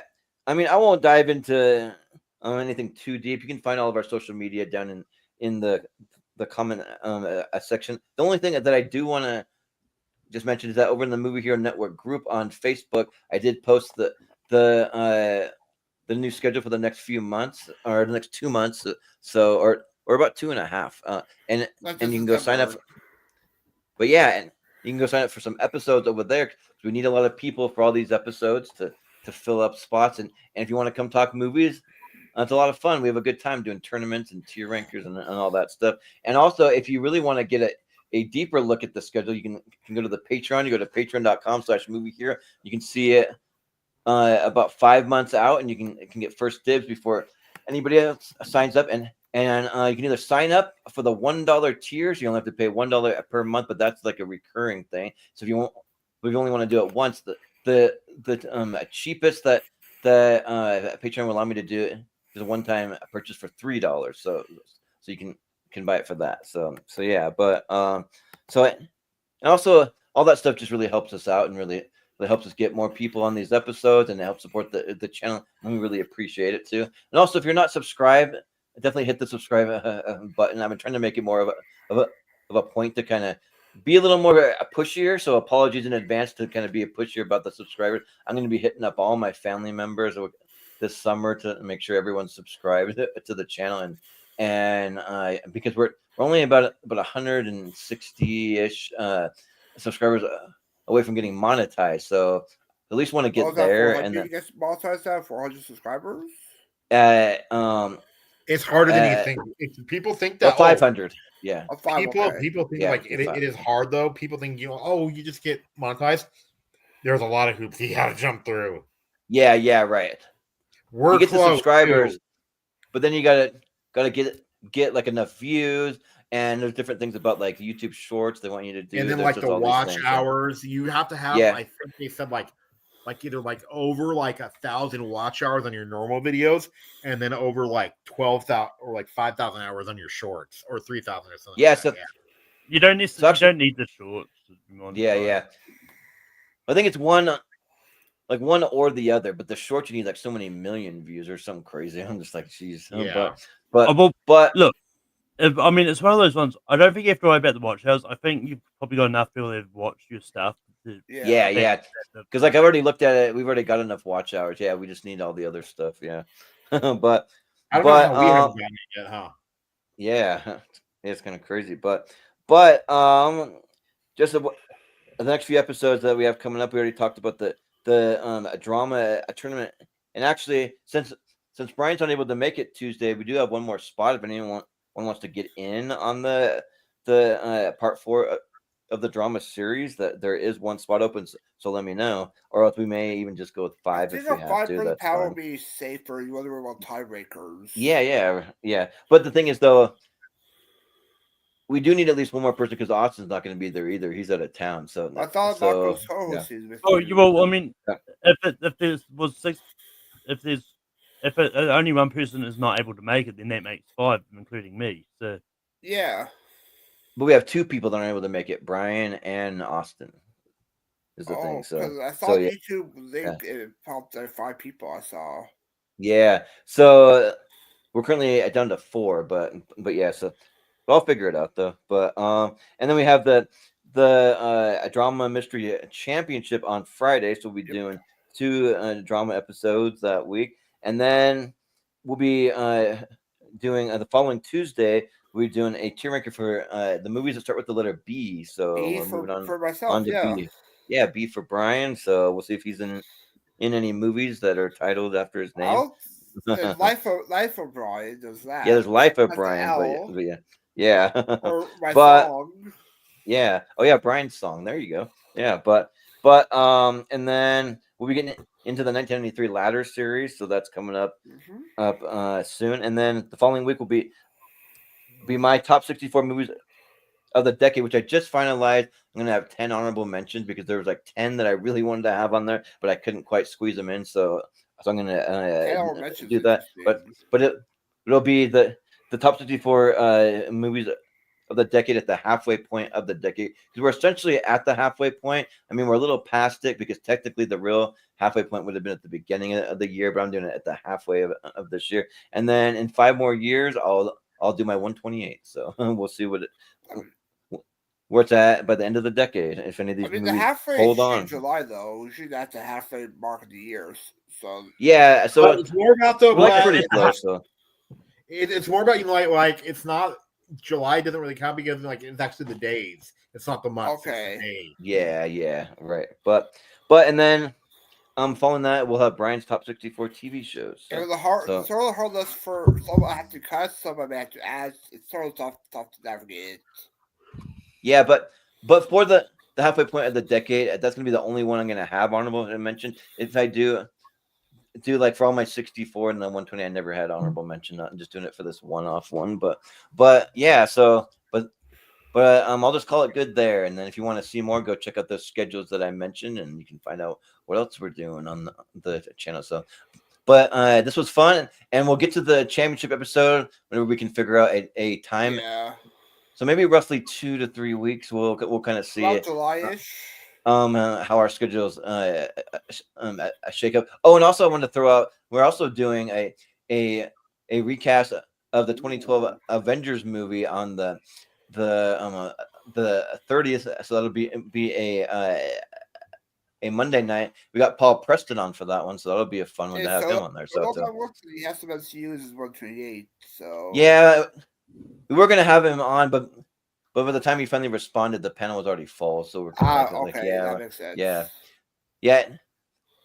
Because the other one, we also had Moose Haas respond, but he was too late too. So we're kind of like, we already told people that they could be on. I don't want to do that to people. They just cut them some. So yeah, but yeah. So but it should be fun. I got to work on my casting and picks probably after this. So but yeah, that, and then also watch for the poll over in the Movie Hero Network group. What I'll do is I'll I'll put it over there, but then I'll have some links on all my other social media so you can get over there and find it. So And yeah, also, but- we have movies doing the jerk next time, if I remember correctly. yeah. So we spun the jerk for Wheel of Movies. So that'll be a week from this Thursday because Austin's out of town this week, and then when he comes back, they'll do the jerk with Steve Martin. So yeah, but that'll do it. Yeah. But it'll do it for us tonight. So we'll call it good. We'll say for Malcolm Lay, for Brian Nussbaum, for Ross Bristow, I've been Jordan, the movie hero Anderson, and we will see you next time.